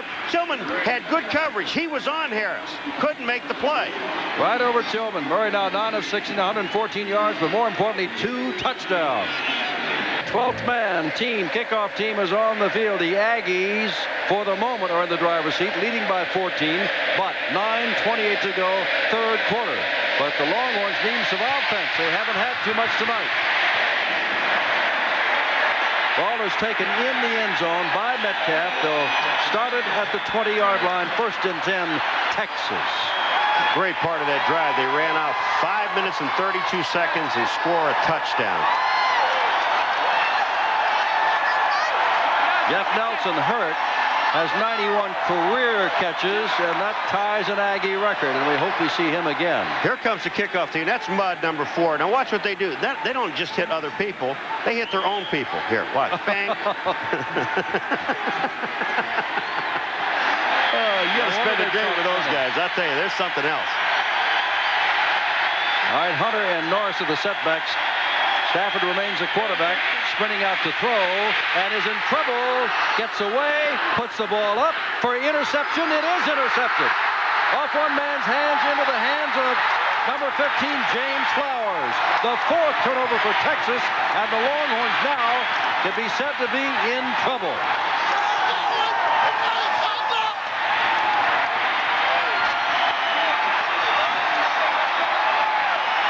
Jim, Stafford throws this ball way back into a crowd. Now watch, he's getting set up to throw right there. He can't throw the ball because he's being forced by Roper, number 83. Now when he throws, look where he throws back through, Jim. All the red shirts. The ball is tipped off the hands of Howard and into the hands of Flowers. And here is Vick as we go live. He's got a first down to the 11. Going all the way from the 27 to the 11, a pickup of 16 yards from Roger Vick.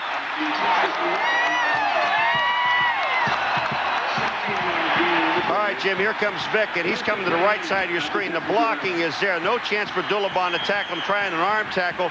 Senegal is the guy that really picks him up. But what I was talking about on that pass play of Stafford, Jim, you just don't throw the ball all the way across the field into a crowd. Aggies score here, long way to come back.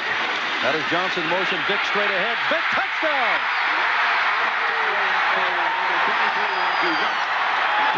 Texas had given up no touchdown passes in the last 3 games. They've given up 2 tonight, and that's the first one on the ground.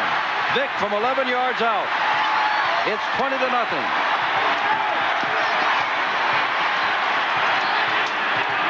And that'll make folks in Auburn, Alabama, sit up and take notice. This is a young, improving team. Ed Akers at a low point of this game. He'll need a lot of offense in the remaining 23 minutes and 52 seconds. And no mistakes. Franklin. Now remember, it is 21-0, but 2 of the 3 touchdowns are a result of turnovers. All right, Jim, look at the blocking in the line is superb.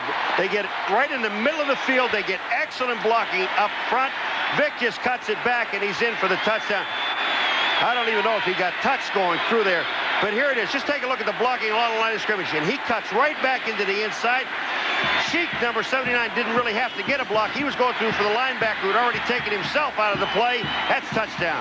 7th touchdown of the year for Vick rushing. 9 altogether. 21-0. The Aggies lead. That has brought Texas back in the second half of the season, hitting over 70% of his passes since he became the starter, but 3 of 9 tonight with 2 interceptions. There have been 4 turnovers, and 2 of those have led to Aggie touchdowns. It's 21-0, and here comes that 12th man kickoff team again.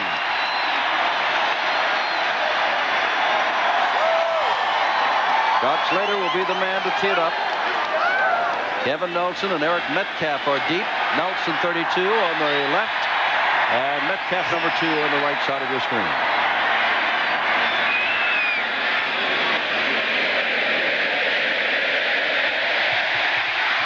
And that is Metcalf at the 2, the 10, and does not make it out to the 15-yard line. Almost to the 15, they'll give him. All right, Jim, this is Vick on a touchdown, but watch the hole open up in the middle of the field. There is the hole. When once Vick gets through, Espinoza got his arm on him, but that was the only man that touched him. That's touchdown. Stafford remains your quarterback as they come out of the huddle. Starting from the 14-yard line.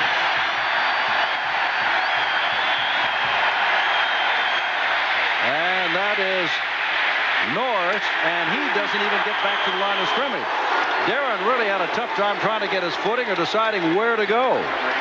Yeah, that's because everybody jammed it. Sammy O'Brien, here he is now. He is on Chilton. Watch Sammy O'Brien take Chilton back into the backfield. He's the first man there. Takes Norris out of his pattern. Chilton's holding him. That's okay, because they tackle him for a half-yard loss. There's Todd Dodges replaced by Brett Stafford as quarterback earlier in the year. And now this is Stafford, and O'Brien's on him. Now Chilton did not get O'Brien out of the way there, and Stafford is put down, and it's patting him on the head time. As you can see, Texas miscues tonight. 2 fumbles, 2 interceptions. Result, one time they fumbled it right back, then they got a touchdown, missed a field goal, and have gotten their 2nd touchdown. So 3 opportunities really to score, and the Aggies took advantage of only 2. 3rd down and 10 to go. Stafford now is beginning to complain to the official Joe Thomas that he can't hear the snap count. Well, you heard Jim, we were Brett talking Stafford on our opening show of our show to say that I know that Kyle Field is a tough place to play, and he is reinforcing that opinion. All right, we've been talking about Sammy O'Brien, Jim, in the last play, and I don't know if this was a planned quarterback sneak or not, but watch Sammy O'Brien here. They just don't even block him. He just follows down. Stafford, I don't know whether he thought he could break it and go with it. Chester never blocked O'Brien. Chilton blocked down, and when that happened, there stood Sammy. 3rd down and 10. Well, a game that we thought would be close was close throughout the first half, 7-0. But here in the second half, 1 good drive by Texas A&M and 1 big turnover by Texas, and a quick 14 points for the Aggies. 3rd and 10.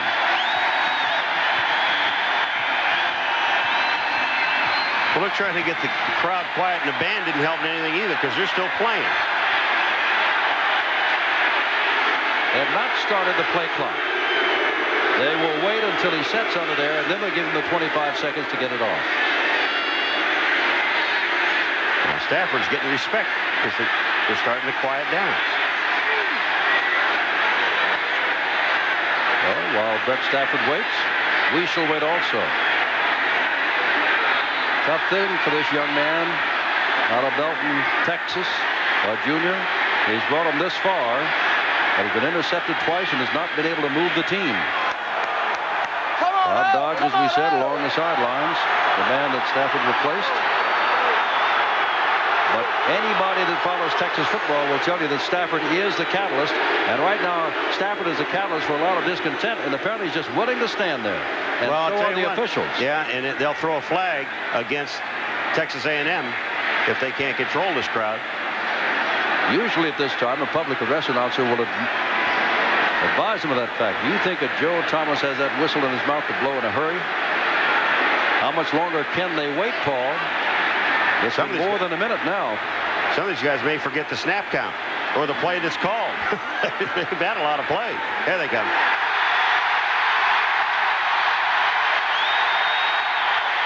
Count. All of that. And Morris blitzing from the cornerback spot, push him down. Number 30.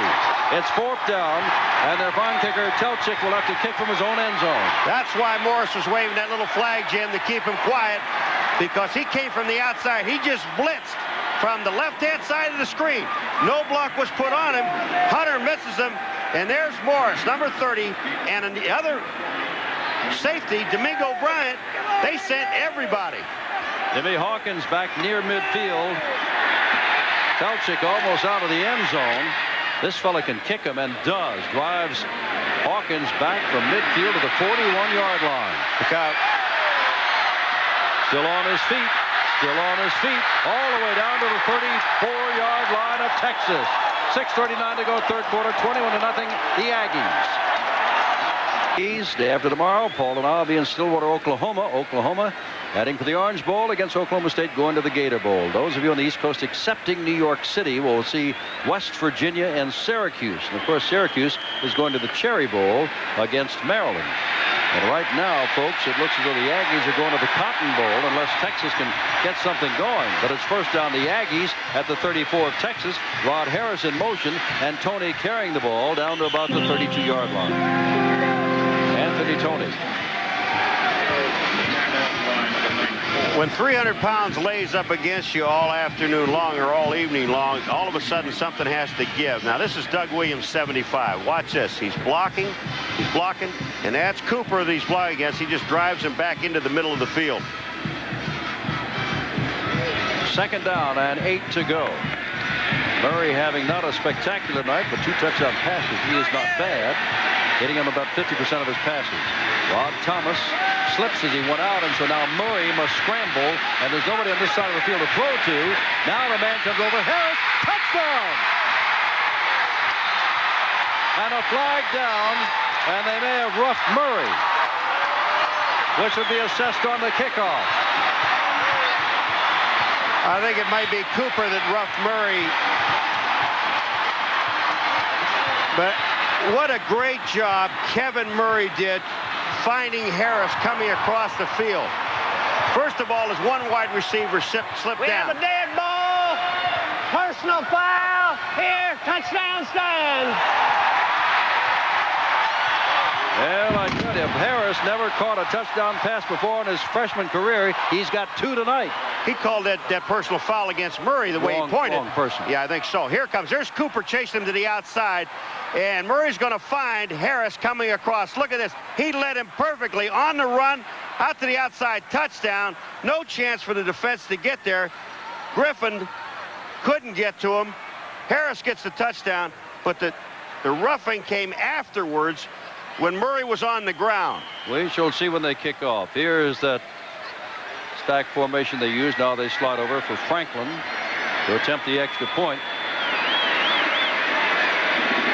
And down it goes, and Franklin puts it up. He's not missed on those tonight. He has missed the 42-yard field goal. But this ball game now does not belong to Akers. It has been all the Aggies. Witness this play again. All right, you saw Harris go down. He went in motion, went down underneath. Now watch the scrambling ability of Murray. The beauty of this thing is where he throws the ball on the run. Cooper is the one that hits him late, or Murray hits Cooper. We'll find out in a moment. But Harris is in the open. No chance for Griffin to cover him. That's touchdown. 5:52 left in the third quarter. And Harris gets the blow, as does Kevin Murray. Jim, this was against Murray. Now, Murray did something to Cooper when they were on the ground. It happened after the touchdown. So the I know, but the touchdown counted, but they're moving the ball. Texas A&M's going to have to kick off the 25-yard line. Well, it may be too little too late. Unless the Texas offense comes alive, it has not shown much life yet tonight. As a matter of fact, remember, at one time, Texas got the ball inside the 5-yard line, and in 4 carries, A&M took over. How quickly a game turns around. 7-0 game at halftime. 2 teams battling it out defensively, and all of a sudden, a couple of mistakes. One, the interception. Then it wasn't a mistake. They got sacked. They got sacked back, and a great punt return by Thompson. And you're in position to score. I'll correct you on one thing. By Hawkins, the great punt return. Hawkins, excuse me, Hawkins. Okay. I'm sorry. Here comes Scott Slater coming out. They kick the ball off from the 25 after the personal foul assessed against Kevin Murray, the quarterback, who's just thrown his 3rd touchdown pass. First to Nelson, the last 2 to Harris, and now the 12th-man team goes out to whoop it up again with those towels they've got.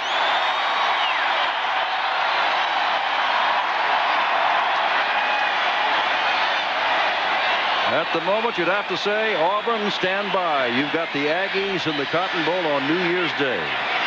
If you don't, you got a Texas team that will have pulled one of the great comebacks in the Southwest Conference this year or any year recently.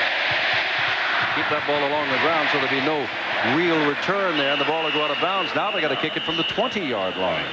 Well, they got almost 21 minutes to pull it out if they can, but it doesn't look. Now we've got another flag again. And the Aggies are walking back clapping, so this must be against Texas. All those little people running down on the kickoff are aggravating the Texas players. They get in your face. Well, it's a personal foul, and I think we have it for you to show you what happened. All right, here comes Mudd coming downfield. Look at Mudd. Well, and that's something. The last man to be pushed is the one that always gets caught, right? I don't know why Mudd picks on the big guys, though. That's Carter Hill, and I wouldn't do that.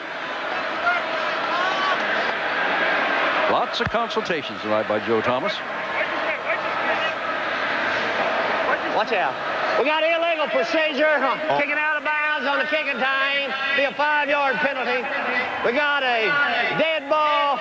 Personal foul against the kicking team. A dead ball. Personal foul. Oh, they'll offset. Okay. Against the receiving team, they'll offset. 5 yards and re-kick. We're going to penalize them 5 more yards. We're watching the team that's going to the Cotton Bowl, and Saturday night, Paul and I'll be watching the team that's going to the Orange Bowl, plus the team that's going to the Gator Bowl. Oklahoma and Oklahoma State. And again, on the East Coast, except in New York City, West Virginia and Syracuse, the Jerry Bowl-bound team, will be your teams to watch at 7:30 Eastern Time. Now they will kick off from the 20-yard line. 5:52 to go. And you'd think this is a personal challenge for the 12-man team. Jim, you know, normally in any pro game, college game, when a kickoff team, when the kicker kicks the ball out of bounds, y'all look at him and say, hey, stupid, keep the ball in play. We got to run down on these kickoffs. Not these wackos. They want to go down. They'd like to do this over and over and over again. They really enjoy it. And here they come again. They're beautiful, man. These non-scholarship men that play only on this particular play, the kickoff. And they kick it low again, and this will not go out of bounds. It's going to be picked up by Metcalf. And Metcalf's going the other way and is knocked down near the 30-yard line. And now we'll take a check at the sidelines and see whom Akers will send out here.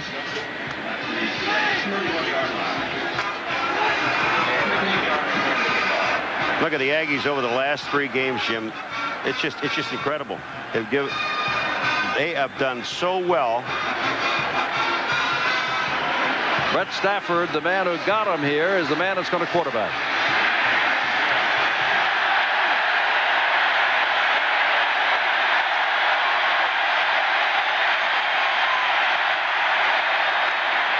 Evan hands off to his big man Edwin Simmons, who gets out across the 35 to the 37-yard line.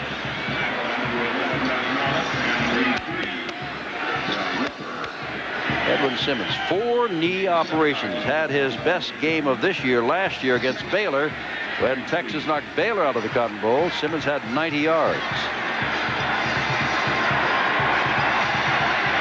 Edwin Simmons has to look down into the huddle. All I got, Donovan pitched a defensive back, lined up as a wide receiver, number 43. He's up on the top. There's Simmons trying to get outside, does get outside and slips. But he's got the first down at the 45-yard line. 4:59 and counting in the third quarter, remember, in this 28-0 ball game. Well, we started, at 43 degrees at game time, and I think that thing has dropped about 10 degrees since then.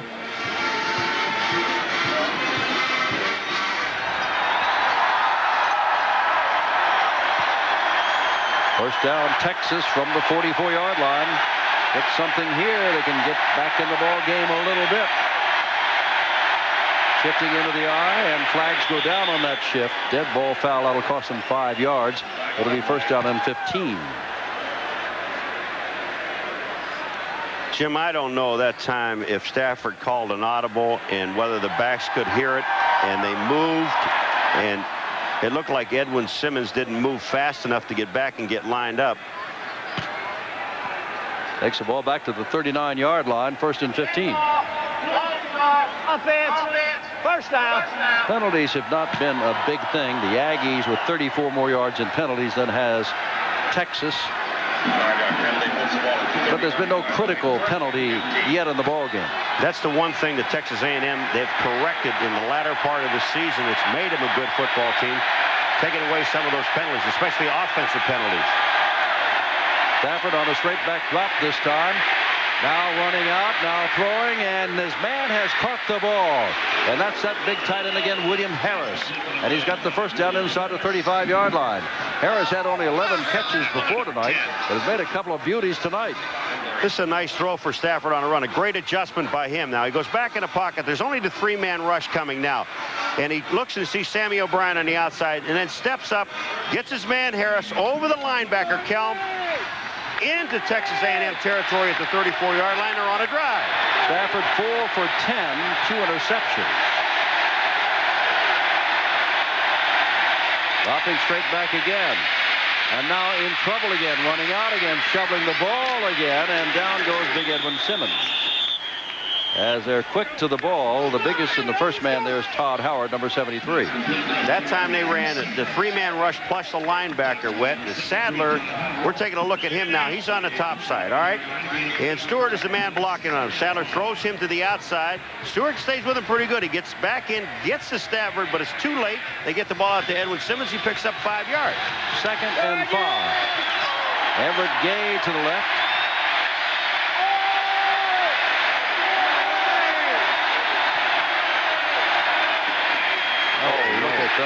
Darren Norris is absolutely stood up by Sadler, who's having an outstanding game, number 99. Sadler's at that whole front line. Mullers, O'Brien, and Sadler. And watch Sadler come down the line of scrimmage. He's going to the inside on Stewart anyway. Watch this. Bang! Right into the hole. No place for Norris to go. Third down and 5. 2:50 to go, third quarter, and Texas must get something going here. If they do, there's time. They're going to blitz.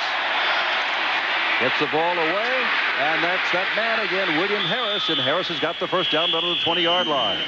Harris has caught yet another, the best and favorite receiver for Brett Stafford. He's caught most of the successful passes that Stafford has thrown. And that time they had a lot of people coming, Jim. They had about 6 people on the defense coming on a blitz, and Stafford read it very well and got it to his tight end.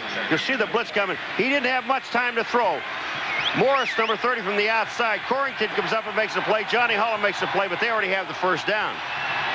Harris has caught 3 balls for 65 yards. And they got a little time to get this play away here. Stafford will have to get a quick count.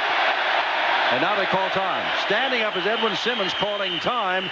And I think Stafford was unaware of it, but Simmons was watching the clock. And rather than take a 5-yard penalty, he has taken a timeout. The score, Texas A&M 28 and Texas nothing. And when we come back, it's 1st and 10. Texas at the A&M 20. It is 1st and 10 from the 20-yard line of the Aggies. 2:07 to go in the 3rd quarter. They have Fletcher Hayes wide to the left. Stafford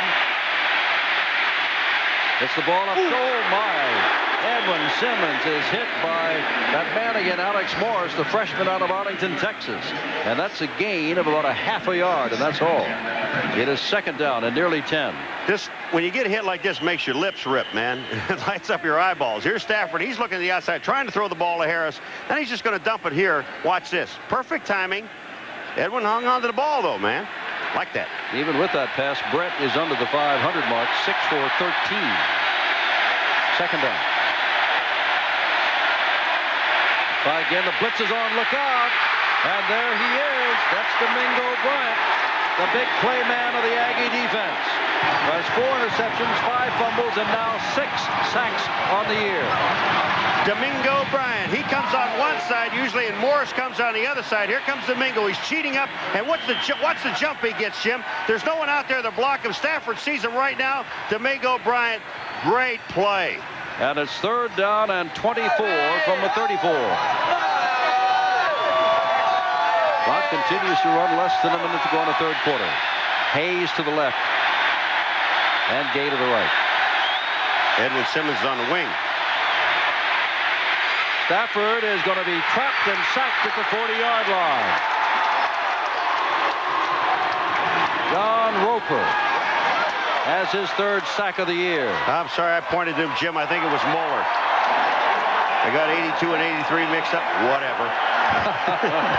They've both been playing a great game. And running down in the 3rd quarter. 20 seconds to go, and it is 4th down. And, let's see, 30 yards to go. There's a Goodyear blimp. And I'm sure that Captain Don McDuff up there is not too happy because he's at the controls and he is an alumnus of the University of Texas. That is a Goodyear blimp America from Houston, giving us all these fine shots in the College Station Bryan area. Now time has, 1 second still shows as the flag goes down. And we'll see what this is. Delay of game, Texas. So it is going to be 4th. Paul McGuire from Kyle Stadium and College Station. No happy faces on the Texas side of the stadium tonight. Around the state where Texas fans are gathered. It is 4th down. They're going to try a field goal. Jeff Ward will try one of 57 yards. From 57 yards out, he's got a great leg, and he's got it. And Texas is on the board with a 57-yard field goal. And the fans, during their sway in the stands, hardly take notice.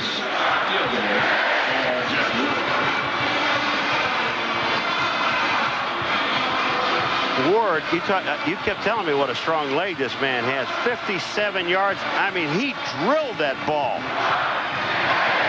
And I don't know if it got a piece of the upright on the left-hand side or not, Jim, or the right-hand side of your screen. Watch, he'll turn the strings. Perfect hold, and Ward just powered the ball. Well, that's a tough way to tie the Southwestern Conference record of 19 in one season, as first set by Steve Little of Arkansas. And Fred Akers has some points on the team. I can't help but think of what Fred said before this game. He said the Aggies defense is as good as any I have seen since becoming head coach at Texas. They have proved that tonight with their only strike from 57 yards away. Do you remember back in the 3rd quarter, just at the end, when Texas A&M refused the delay of game penalty? 28-3, I don't think they're worried about it. Ward now will kick off. Onside, maybe? Hey, what a leg he has got. And he is a junior only at another year. Let's see. Telchik is a senior. He'll be graduating. 28-3, 14:54 to go in the final quarter here at Kyle Field. Sellout crowd. They're trying the onside kick.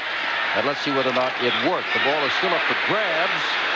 As it's Texas thinks they have it. Well, let's let the officials unwind here. Texas has the ball. They haven't said yet, have they?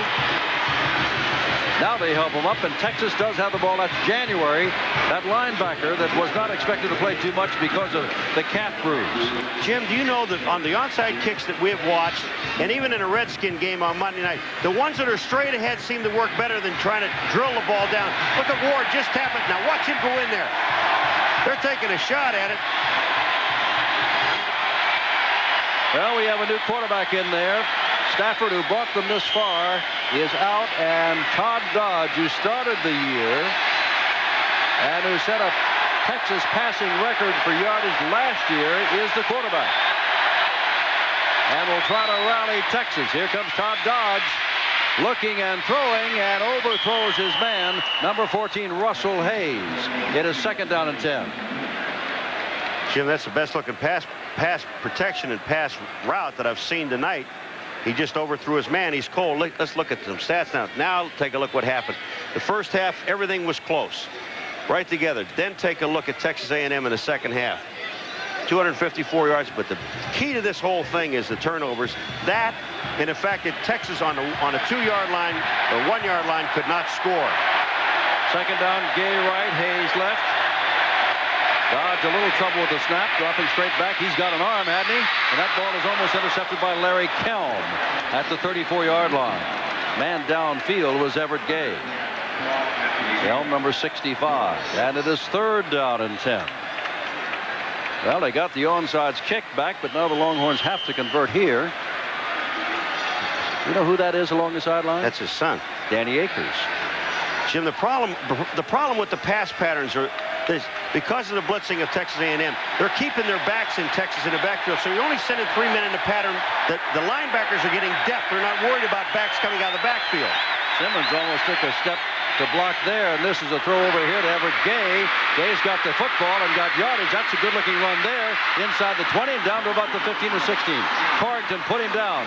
But first down, Texas. They are down by 25 with 14 and a half minutes to go.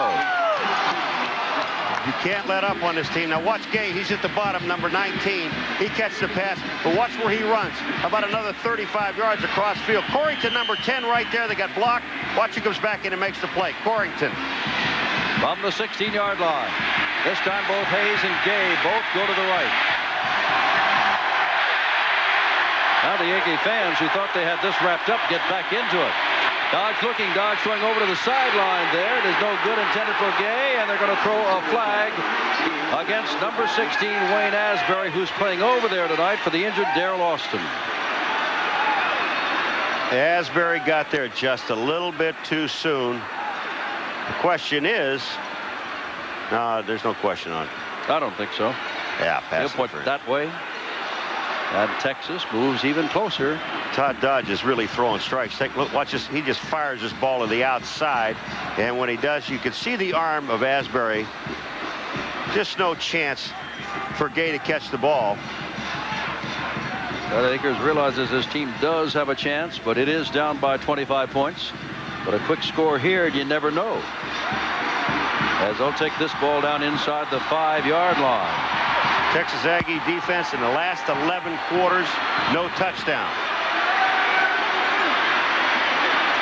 Okay, but now bring it out again. Let's get this thing measured up. That's too far to take it, gentlemen. Well, it's a 15-yard penalty, but only go half the distance to go. Only half the distance, that's right. We have a spot foul. Defensive interference. Automatic first down. Yeah. Yeah. From the 5-yard line. First down, Longhorns. Now Hayes is running toward the sideline. And has taken himself out of the game. Apparently there were 12 men on the field. Going double tight end, Jim. And he didn't realize it there for a while, or did realize it and did that to confuse him. First down is Todd Dodge, and it's not going to work. Down he goes. Down he goes back at the 10-yard line. He slipped right there. And don't blame that on Todd Dodge. Before the game and watching the warm-ups, we saw a lot of folks try to stop, plant their feet, and turn and slip. Well, Todd Dodge is trying to bootleg. It's all by himself. Domingo Bryant just sitting out there. He didn't take the fake, and take a look, and he just goes down. Domingo Bryant was there anyway. And Fred Akers, did you like this play or not? No. Second down and goal to go from the 10.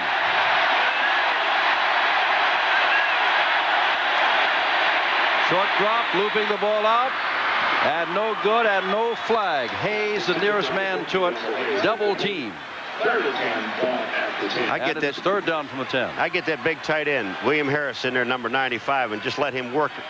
Get in just inside the end zone, right up the middle of the field. He's been the most successful pass catcher. One of the best runs after a catch we've seen tonight has been by Everett Gay to get him down into this position. Well, they're doubling up on both sides on the two wide guys. And they're playing a linebacker short and the safety strong or deep on the tight end. Let's see. Third and goal. They need touchdown. Dodge looking. Look at this. Down going for the score is Russell Hayes. And that's a touchdown, Texas. The first for the Longhorns tonight. And that makes it right back to what we call a ball game, folks. Heads up play that time by Todd Dodge because he's going to look to his right. Take a look to the left of the screen. He looks over here right now. He wants to see Gay. He doesn't see Gay. Hayes breaks clear. One-on-one coverage on that side. He gets the touchdown. Perfect pass. And Jeff Ward in to add the extra point. And let's see if they try another onside kick. Why not? You got to pull out all the stops if you're going to win this thing. 28-10, 13 and a half minutes to go. Here they come. You're going to see Todd Dodge look to his left, looks to his right, comes back to his left, and just fires that ball to Hayes into the end zone. Touchdown. Back to Kyle Field, 28-10, the Aggies. Brought to you by Colt. Imported for Dodge and Plymouth, built by Mitsubishi in Japan. By IBM and the growing family of IBM personal computers. And by the financial professionals at Payne Weber Incorporated. This young man wonders, if it's a young man, are they going to try the onside kick again? They just might. Bevo's horse. Jim, they've put all receivers, defensive backs up on the line, waiting for the onside kick. If Ward's going to kick the ball away, go ahead and let him do that. But the deep men are only at the 20-yard line. I was going to say, there's nobody beyond them. They're convinced that Texas, wanting to go to the Cotton Bowl and win this game naturally, will try everything because they've got less than 14 minutes left to play. Ward to tilt that ball way down and just pop it straight up in the air. 9 men up front for the Aggies, and they're going to try it again. And this time it is covered by the Aggies. James Flowers getting up. Got a cornerback over there, and they're usually sure-handed people. So now let's see how the Aggies play it as Murray will come out. Whether they're going to play it the same way, pass and run, or get a little conservative, run some time off the clock. Play it the same way. Do the things that got you the 28 points because you're doing them very well. You've got a strong-arm quarterback. You've got a tremendous game plan. Don't go away from it. Murray on the handoff, and Vick has got no place to go. James McKinney down at the bottom there, and McKinney has Murray a little pat on the helmet as he goes by. Now you go wide with the play. Second down, and look at that, Shea Walker clapping his hands to get that offense going again. You would think they were not leading by 18 points. Well, 10 of 17, 3 touchdowns. Whoops. Well, this is Vick trying to get out of all this. And McKinney is down the line to make the tackle again. And this time, again, no gain. It is third down and 10. Jim, is this Ty Allard that misses the play? Now, he's coming across. He's being blocked there by the tight end, but he's got Vick in the backfield. Misses the play. He slows them up. They don't gain any yardage. In fact, they lose a yard. It could have been a loss of about 6. But they still stopped them from getting back to the original line of scrimmage. Third down and long. Oklahoma State for most of the nation Saturday. Paul and I'll be there. The rest of you, most of them on the East Coast, will get West Virginia and Syracuse. Third down, let's call it 11. Nickelback situation for Texas. Murray back to throw. Has the time. Now running out of time, and he can make the first down by running. And will. That's a good block run by Shea Walker as Murray gets down to about the 35-yard line. Walker did an outstanding job of screening off the only potential tackler that Murray had. The man that brings us down is going to be January 28th. But watch Murray. You talk about heads-up quarterbacking right here. The blitz is on. All right, here comes January. He's chasing Murray. When Murray cuts back in, he doesn't want to go out of bounds. Shea Walker is getting a block downfield, screens out Tillman, and then January makes the play. But what Murray did is he turns back in to keep the clock going. First down from the 36-yard line. Second man through, that is the rookie who fumbled earlier, Harry Johnson, does not fumble this time and picks up 6 yards down to the 30-yard line. And all the time is going off the clock. 11:45 left. 28-10. The Aggies lead. At one time it was 28-0. And now that the game is not real exciting, I want to say happy Thanksgiving to my mother out in San Diego. I love this game. I love it.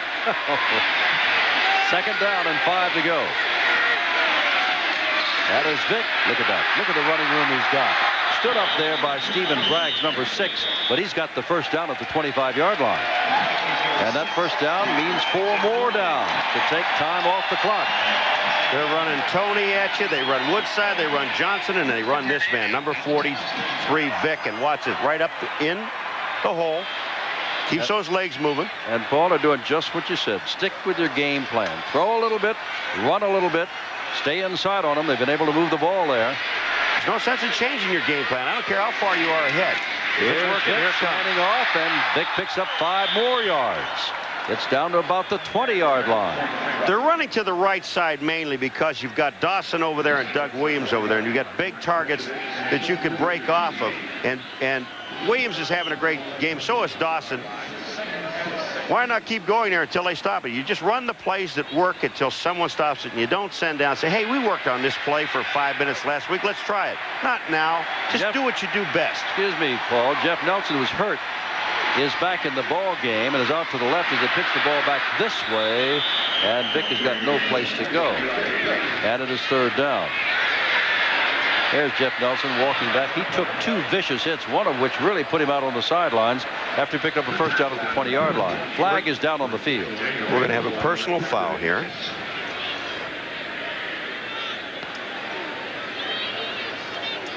Another consultation. Doug Williams made a block, and then all of a sudden he broke back out to the outside. He got behind the ball carrier and just shoved him in the back. And then there was an exchange of pleasantries on this beautiful Thanksgiving day. All right, there's Vick. See Doug Williams right there? Oh, there's another big difference. Here it comes. Well, look at him. Oh, my. Wait a minute. He's going to get up there, isn't he? In your face. In your face. We had 2 red ball fouls. Oh, no. Upsetting. Don't tell me. 1 against the white team. And 1 against the red team. Okay. Team. Let's get back to next year in the Southwest Conference, although this year is not yet over. Texas has 11 seniors who start. All right, 11 out of 22. Texas A&M has 2 on defense who start, and 5 on offense who start. Red team, 7. so the ball will be at the same spot. They'll all set. Rather young ball clubs. Perhaps the Aggies, the younger ball club. Second down and 6. 28-10 the score. And Kevin Murray is but a sophomore, and he has proved tonight he's going to be a power in the Southwest. Look at this, Vick and Tony, 2-1. They're out rushing Texas. That's a nice combination to have, isn't it? Murray willing to throw. Now he's got that whole side open again if he wishes, but throws toward the end zone too low. Flag down on the near side of the field. Nelson could not get back to the ball on the run. Murray couldn't get it to him, but the flag clear across on the other side of the field. I think a legal man downfield. All right, let's see. Nope. Offensive pass interference. Well, it's so close. Nowhere near, but that's going to cost the Aggies 10 big ones. 15 big ones he's marking off. Beg your pardon. Pass interference. Offense. Loss of down. Be fourth down. Now there's pass interference there on the near side of the field when the ball was thrown clear to the other side of the field and was uncatchable. Jim, and I'll tell you one other thing. When Murray sees the film on this, where he was to the outside, he might have been able to score. I thought if he was going to run the football, because he had the whole outside wide open to run the ball, but he also had a man in the end zone. He could have picked up at least the first down and maybe scored. All right, it's fourth down and 20 to go, and they're going to punt. That is Stump back there punting, I believe, instead of Shantz. Yes, it is. And Stump has done a good job. That ball's going to stay inside the 10, down to about the 8. Texas trails by 18, but have the ball inside their 10.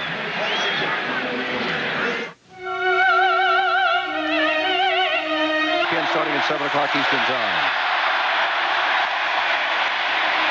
Oh, did he lose the ball, or is that a pass? It's a pass. He's turning around and saying to Joe Johnson, that's a pass, that's a pass. Ball slipped right out of Todd Dodge's hands. Second down. Jim, down here playing the right corner for Texas A&M, either I'm going blind or it's Jeff Holley, number 2, who is listed as a wide receiver.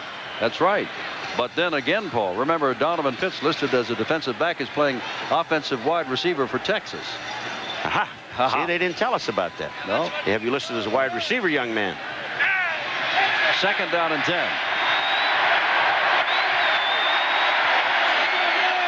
28 to 10. Oh, look. Dodge is in trouble inside the 5. Johnny Holland, number 11. That's why the Football Writers Association voted him All-American. Now, let me just tell you another thing. First of all, they did not do anything differently offensively, did they? Nope. Stay with their game plan. Now, watch them defensively. They can sit back and let Texas march up and down the field and go on a prevent. Wrong. Here comes Holland. Todd Dodge has no chance, and that other man in the back is the safety, Domingo Bryant, and they're blitzing down here with 9 minutes to go, 18-point lead. They have not changed their defense. Third down and 15 to go. Todd Dodge in the end zone. Better get it out. Puts it up for grabs, and nobody can get to it. By the way, there were 5 red shirts back there and 2 in white and orange. And Johnny Holland, you want to know why he's an All-American? So far, he's got 11 tackles and I think 3 assists or 4 assists so far in this ball game. And an interception and a sack.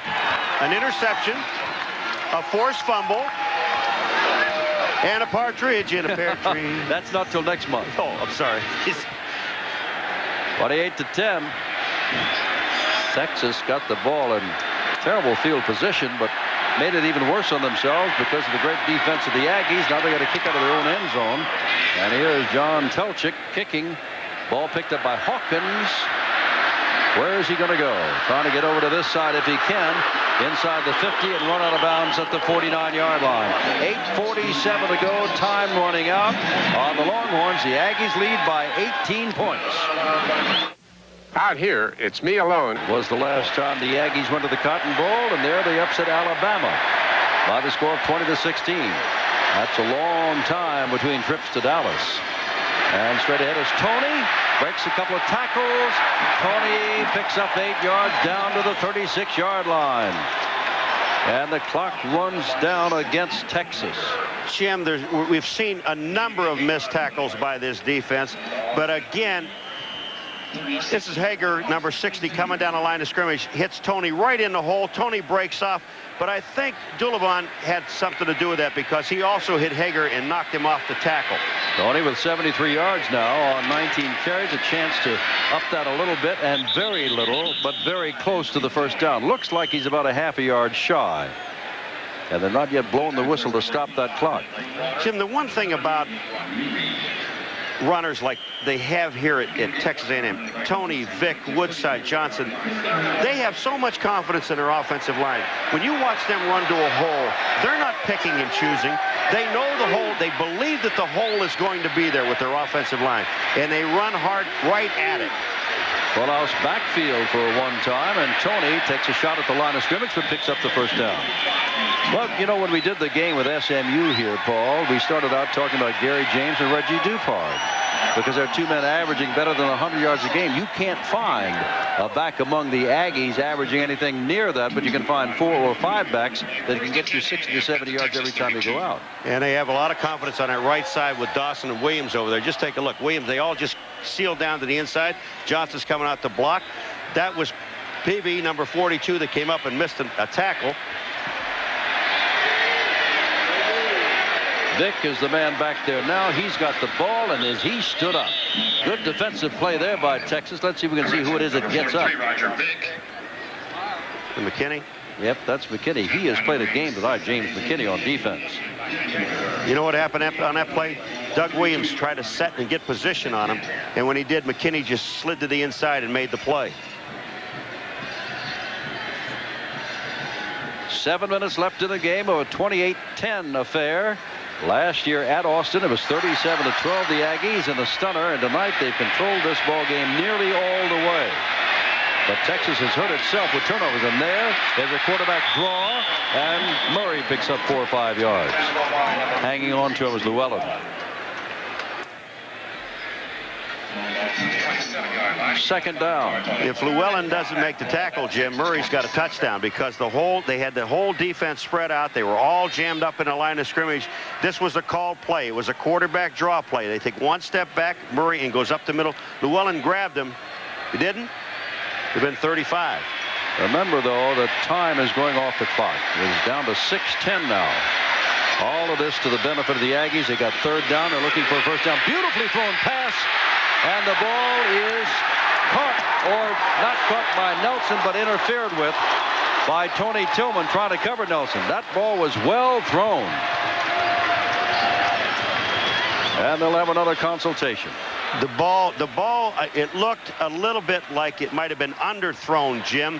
And when Nelson was coming back to the ball, Tillman had to hold on to him. He was caught right in the middle. Here comes Murray back to throw now, and he knows he has one-on-one coverage. Nelson on Tillman. When he throws the ball now, here, look what happens. Here it is. The ball is underthrown just a little bit. You know, I don't really see the pass interference on this call. Neither do I. But so much for my beautifully thrown pass. Pass interference. It was underthrown. Defense, 15 yards, automatic 1st down.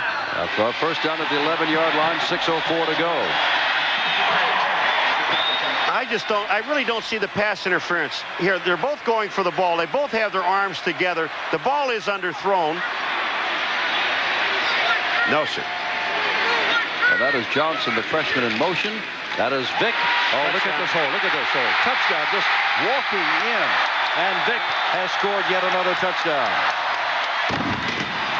His 2nd of the night.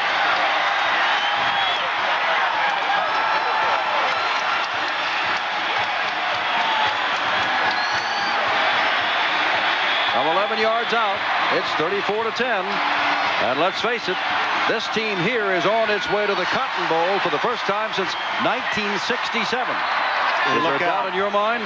Look out. They are fired up. They're a good football team. That's the 2nd 11-yard run for Vick.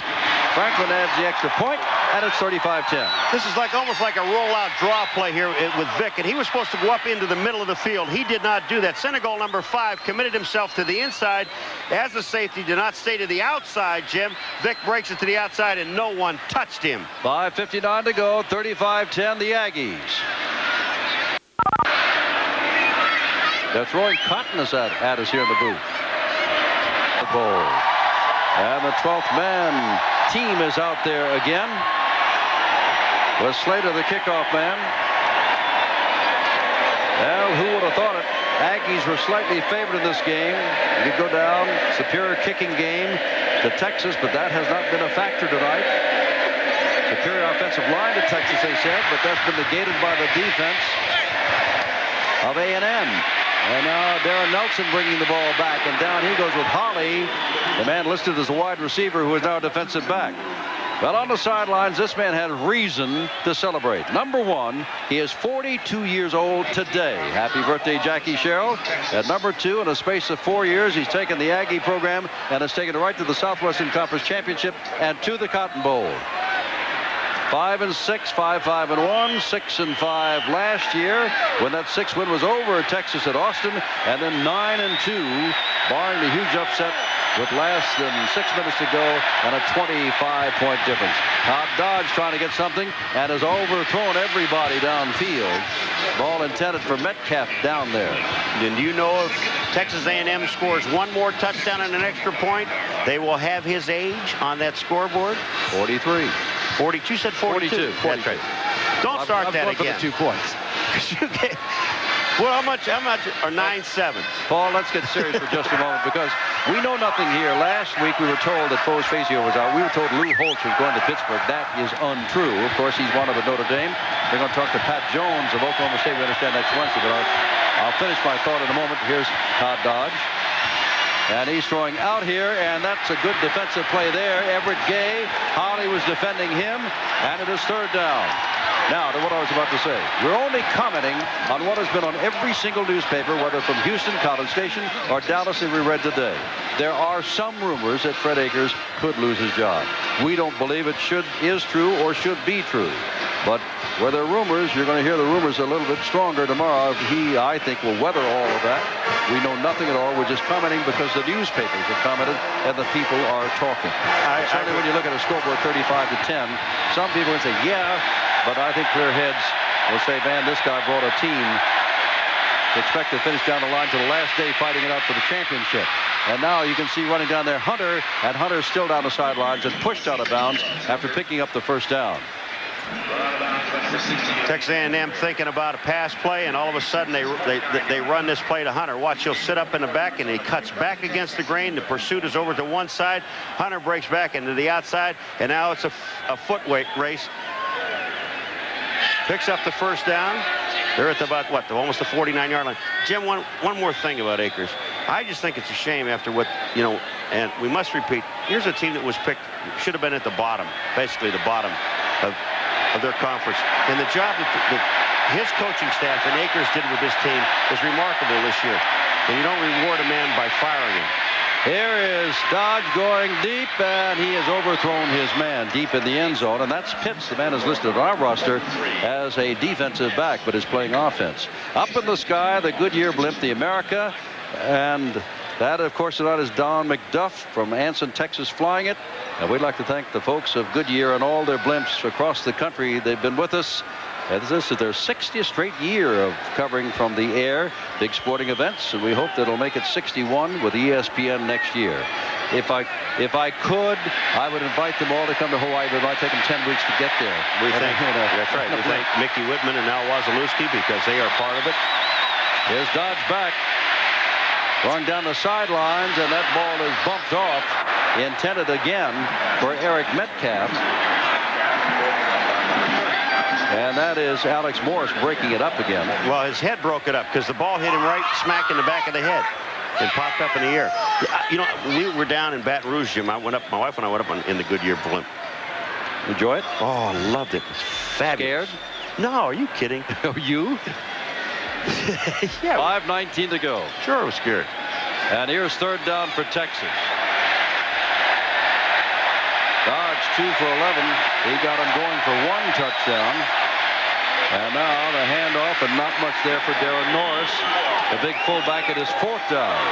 Aggies, let's face it, Texas fan or Aggie fan, the Aggies have had the better of this ball game tonight, offensively and defensively, and in the special teams. But what really crucified the Longhorns, 4 turnovers, 2 of which led to early touchdowns. 2 of the first 3 scores were on those turnovers as a result of those turnovers. 35-10, the Aggies. We'll miss the dance recital. There's a chance for Texas at all. They will have to convert this 4th down and 10 situation from their own 48-yard line.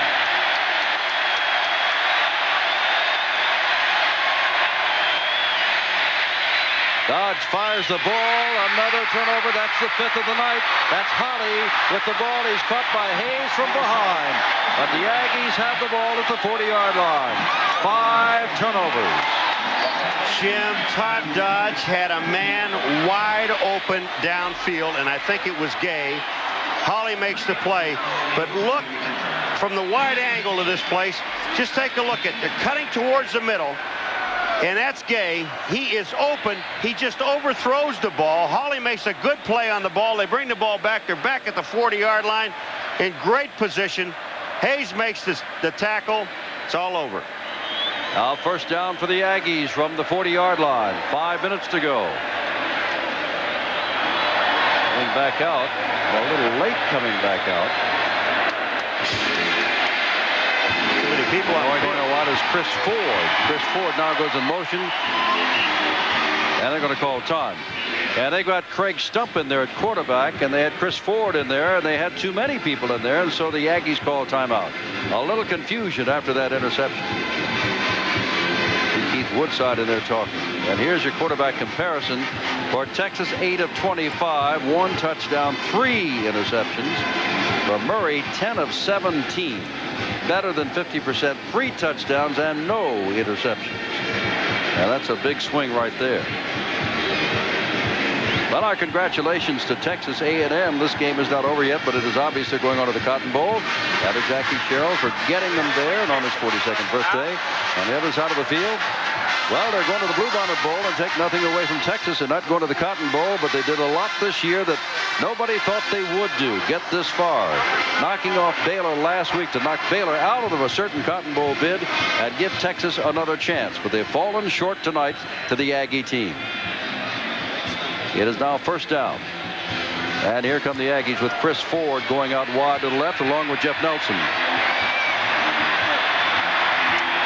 Murray's a fine quarterback, Jim. Stumped the man in there now. He started last year after Murray got hurt. Puts the ball out there. They're still throwing the ball. This is Jeff Nelson. Jeff Nelson. Jeff Nelson. Touch. Nope. Nope. Nope. Nope. Nope. 1 or 2 yards shot. By that much. And look at the first guy on the field is Murray. Evan Murray is down there without a helmet on. He ran all the way down to the end zone to Nelson. Nelson has also broken the career receptions for Texas A&M. That's his 92nd, and it is a big one. And look at Stump. I told you they want to get up Jackie Sherrill's age. Boy, what a great move by Nelson. He just splits the 2 defenders right there, and he's almost in the end zone, right to the 1-foot line.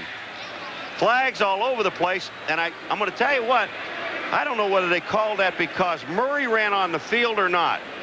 But Murray left the bench without a helmet on and ran all the way down to the goal line, and you can't leave the bench. Maybe it.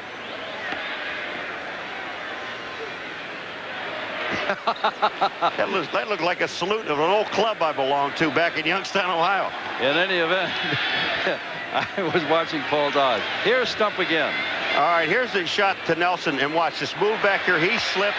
They Dead fall ball. down. Substitution, infraction, offense, still first down. Sorry, I didn't catch what he said, Paul. It's because Murray ran on the field. But I still don't understand what he said. I can give you the old salute we had at the club I was on. You're not allowed more than the people on the field are supposed to be on there at any given time. Lord wide to the left. Oh, it's at the 5.5-yard line. That's Tony. Tony gets down to about the 5-yard line, and there's another flag down. That flag came out of the back of the end zone. That may push him back a little bit for holding, huh? No. Nope. Too many men on the field. Yep. 12 guys. Well, they get that back, didn't it? They had 12 guys in the field, I think, didn't they?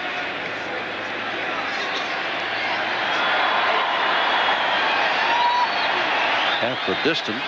Now see that well, we'll listen to this for a second. I want to say something. 12 men on the field, illegal participation, defense, still first down. Now Murray runs on the field, they get a 5-yard penalty, right? Right. Offense. They have 12 men on the field, they only get a 2.5-yard penalty. It's not fair. One's going one way and one's going the other. I told you they want to put his age up on that scoreboard, 42. I wonder if they thought about that, really. I hadn't before you told me. And look at this. Into the end zone, carrying the ball for the first time today is Ira Valentine, a senior. And they got 41 of them up there. 41-10, the Aggies.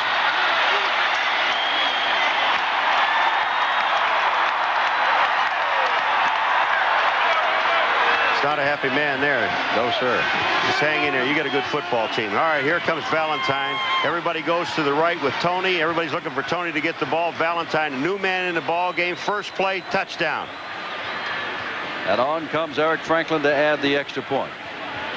I thought the crowd was getting rowdy after they scored their last touchdown and threw things in the booth until I found their little cotton balls they're throwing into the booth. Better than they go into the Orange Bowl today. Oh, yeah. If they were throwing those at us, we'd really be in trouble. Game that was close. At the end of the first half, the score was 7-0. Since then, Texas A&M has now scored 35 points in the second half, and Texas has scored 10. Jackie Sherrill, this is after the touchdown, his reaction. That's his age, 42. Texas A&M 42 and Texas 10. Forward clock, 4 minutes, 10 seconds to go. Both of them are bowl bound. And some of you on the East Coast, many of you on the East Coast, will see West Virginia and Syracuse, which is going to the Cherry Bowl. Ball bouncing along, picked up by a Texas man, and he is buried by that 12th man team. The returner. Well, the returner is not on our depth chart at all, as Fred Akers has gone way down. As we just told you, Oklahoma and Oklahoma State, West Virginia, Syracuse, Saturday night. That's the time, 7:30 p.m. And then 1 week from Saturday night, strike up the guitar or ukulele, Paul. Brigham Young is at Hawaii, and we'll be out there 7:30 Eastern time there also. I haven't seen anything. I just hope Kozlowski is back for BYU. An exciting receiver. From the 24. First down. Dodge throws, and I think he's got his good tight end again. And that's who it is. That's William Harris, and that's his 4th catch of the night. They're running a hurry-up offense. They're going right at the line of scrimmage. 3:57 left. Ball at the 39-yard line. First down, Texas.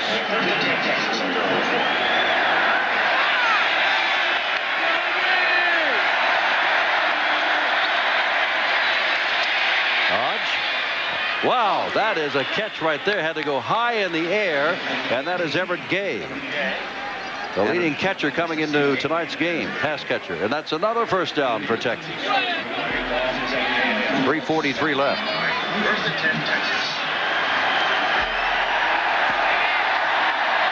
Johnson wide to the left. Dodge throws again on that side. Gay is over there, but that ball is trapped.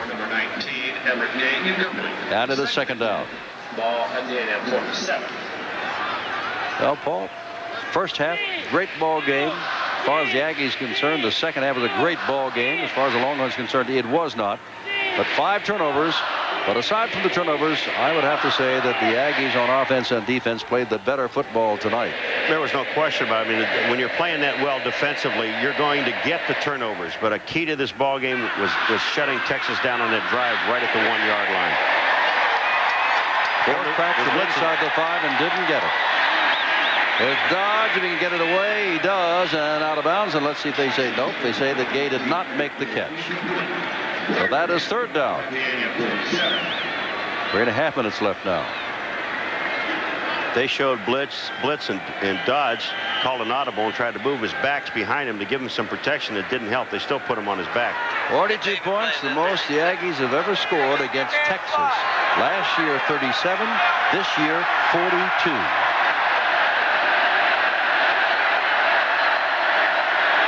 Dodge, and they're running after him, and down he goes. That is Dana Batiste, who plays in the spot that Johnny Holland has been playing, and he had a couple of sacks tonight. Fourth down from the 45.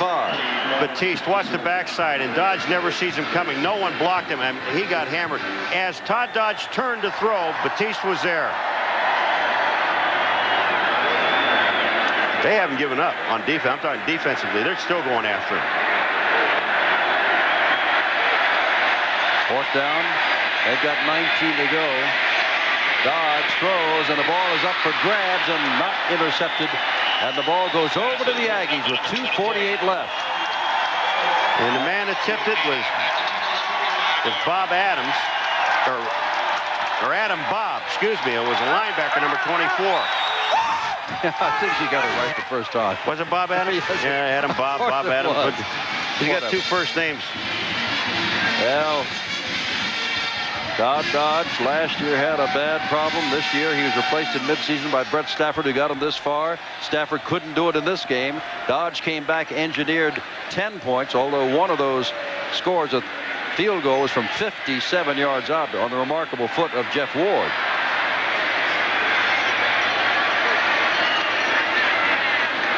And there's Vic running some time off the clock. Congratulations to the Aggies and the Cotton Bowl, and congratulations again to Texas. They're going on to the Bluebonnet Bowl. And I'm simply saying those Cotton Bowl fans, look at that. They are going to have to put up with somebody called Bo Jackson, who may have won the Heisman Trophy by the time they get him on January the 1st in the Cotton Bowl. Jim Brock's group up there always comes up with a good matchup, and Auburn and Texas A&M will be an outstanding matchup. Bo Jackson, 2nd down and 7. And you know they're not going to put the ball in the air, I do not think. Stump hands off straight ahead. And it's time for us to get the Hartford Group's most valuable players. First of all, this man for Texas. Now remember, Texas did not do much, but Jeff Ward did do a remarkable thing. He tied the conference record for field goals in a single season with his 19th, and to do that from 57 yards out. Our congratulations, a great kicker from Texas, Jeff Ward.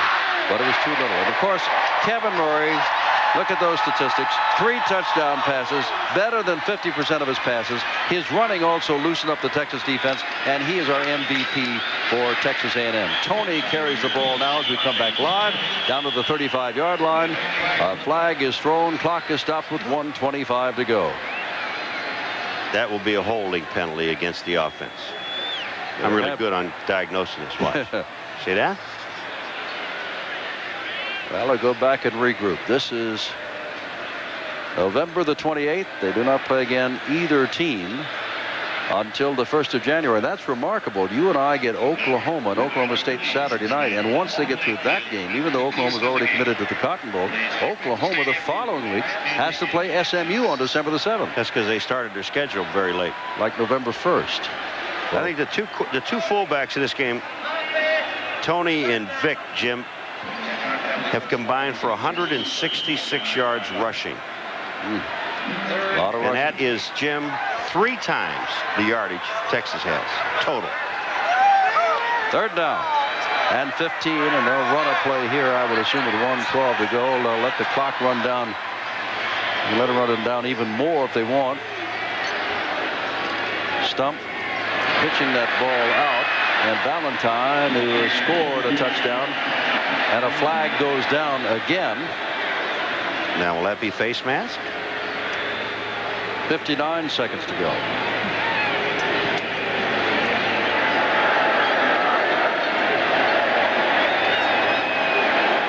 There's a correction, by the way. I thought so. Our Hawaii game, Brigham Young, a week from Saturday night, will start at 7 o'clock Eastern time, not 7:30. So as you get prepared to take a look at the Aloha Bowl and all of the waving palm trees and the Pacific Ocean, it's at 7 o'clock Eastern time on December the 7th. Offense, decline, 4th down. Do we have Hawaiian shirts on? Shirt and tie. Word from on high. 58 seconds to go and counting. This has been a ball game, great ball game in the first half. 7-0 at the end of the half, as we said, and a great ball game for the Aggies in the second half, putting 35 points on in the second half alone. They earned their way to the first Cotton Bowl since 1967. And now they've called timeout with 46 seconds to go. Well, they didn't have enough people on the field, Jim. Texas A&M. Todd Chance standing back inside his own 40-yard line. Jackie Sherrill celebrating his birthday and the trip to the Cotton Bowl. And they don't keep your heads up, Texas. You got to play the Air Force in the Bluebonnet Bowl down in Rice Stadium. And Paul and I and the whole ESPN crew will take off from College Station tonight on our way to Oklahoma and Stillwater, where we'll be there Saturday night. Jackie got a little bump on his head. Yeah, but He's got 6 weeks to get over it. Never feel it. Now Shantz to kick the ball away. 46 seconds to go. We're just playing out the string here now in the game of the year for these two teams. And this year, for the first time since 1943, it meant for the Cotton Bowl to the winner. But the Aggies have taken care of that. Metcalf now calls for a fair catch at the 10-yard line with 39 seconds to go. And here comes Texas out for one last try.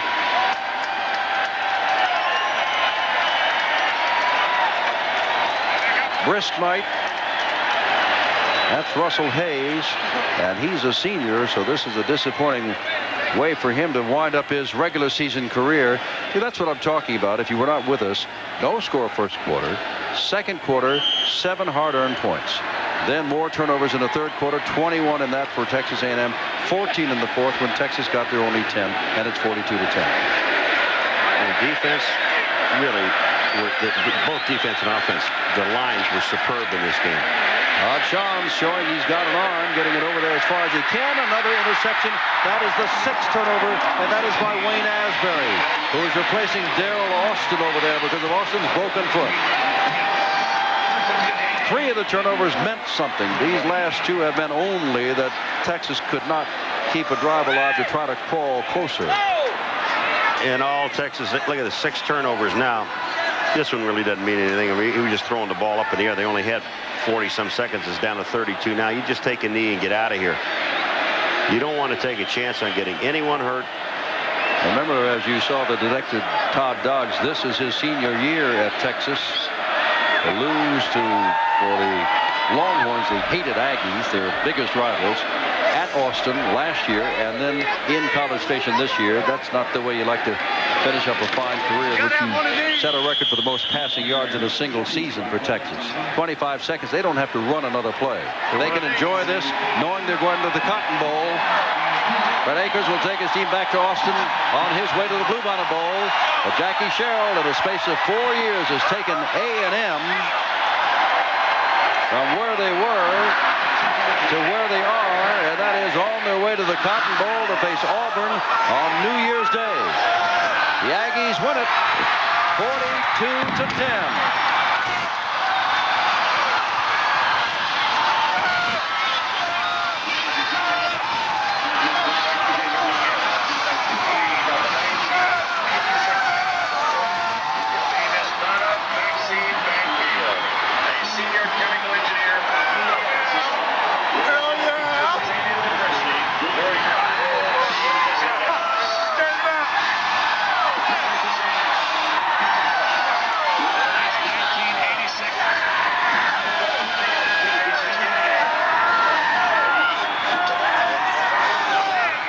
We'll come back to College Station in a moment.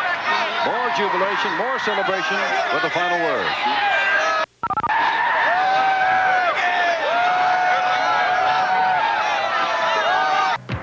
Late in the first quarter, the Texas Longhorns are threatening in a 0-0 game. The Longhorns would have 4 tries from in close to try and take the lead against Texas A&M. But they would fail, for you see, on 4th down and inches, the Longhorns were gambling for the touchdown. But number 15 for Texas A&M, James Flowers, comes up to stuff the play and keep Texas' Edwin Simmons out of the end zone. The Cannon play of the game. The regular season is over. The Southwest Conference title belongs to Texas A&M. They're going on to the Cotton Bowl. Texas winds up 6-2 in the conference. They're going on to the Bluebonnet Bowl. Last night they lit that 55-foot bonfire, the largest in the world, and it's been going on since 1909. They set it the night before a Texas game at home. 2 nights before, they're playing it up at Austin. But it'll burn tonight, and the folks will take a look at that because their team has won, the Aggies. Now, Paul, you and I are going on to Oklahoma State to see Oklahoma and Oklahoma State Saturday night. We're going to see a fine defense in that Oklahoma team, but I'll tell you what, when 2 teams square up like that, Jim, anything can happen. When you got Oklahoma State, they're a fine football team, coached very well. And the rest of you will see West Virginia, Syracuse on the East Coast. 42 years old, and he wins by the score of 42-10. He's on the way to the Cotton Bowl. Jim Simpson, Paul McGuire. We will see you Saturday night from Oklahoma State in Stillwater, Oklahoma.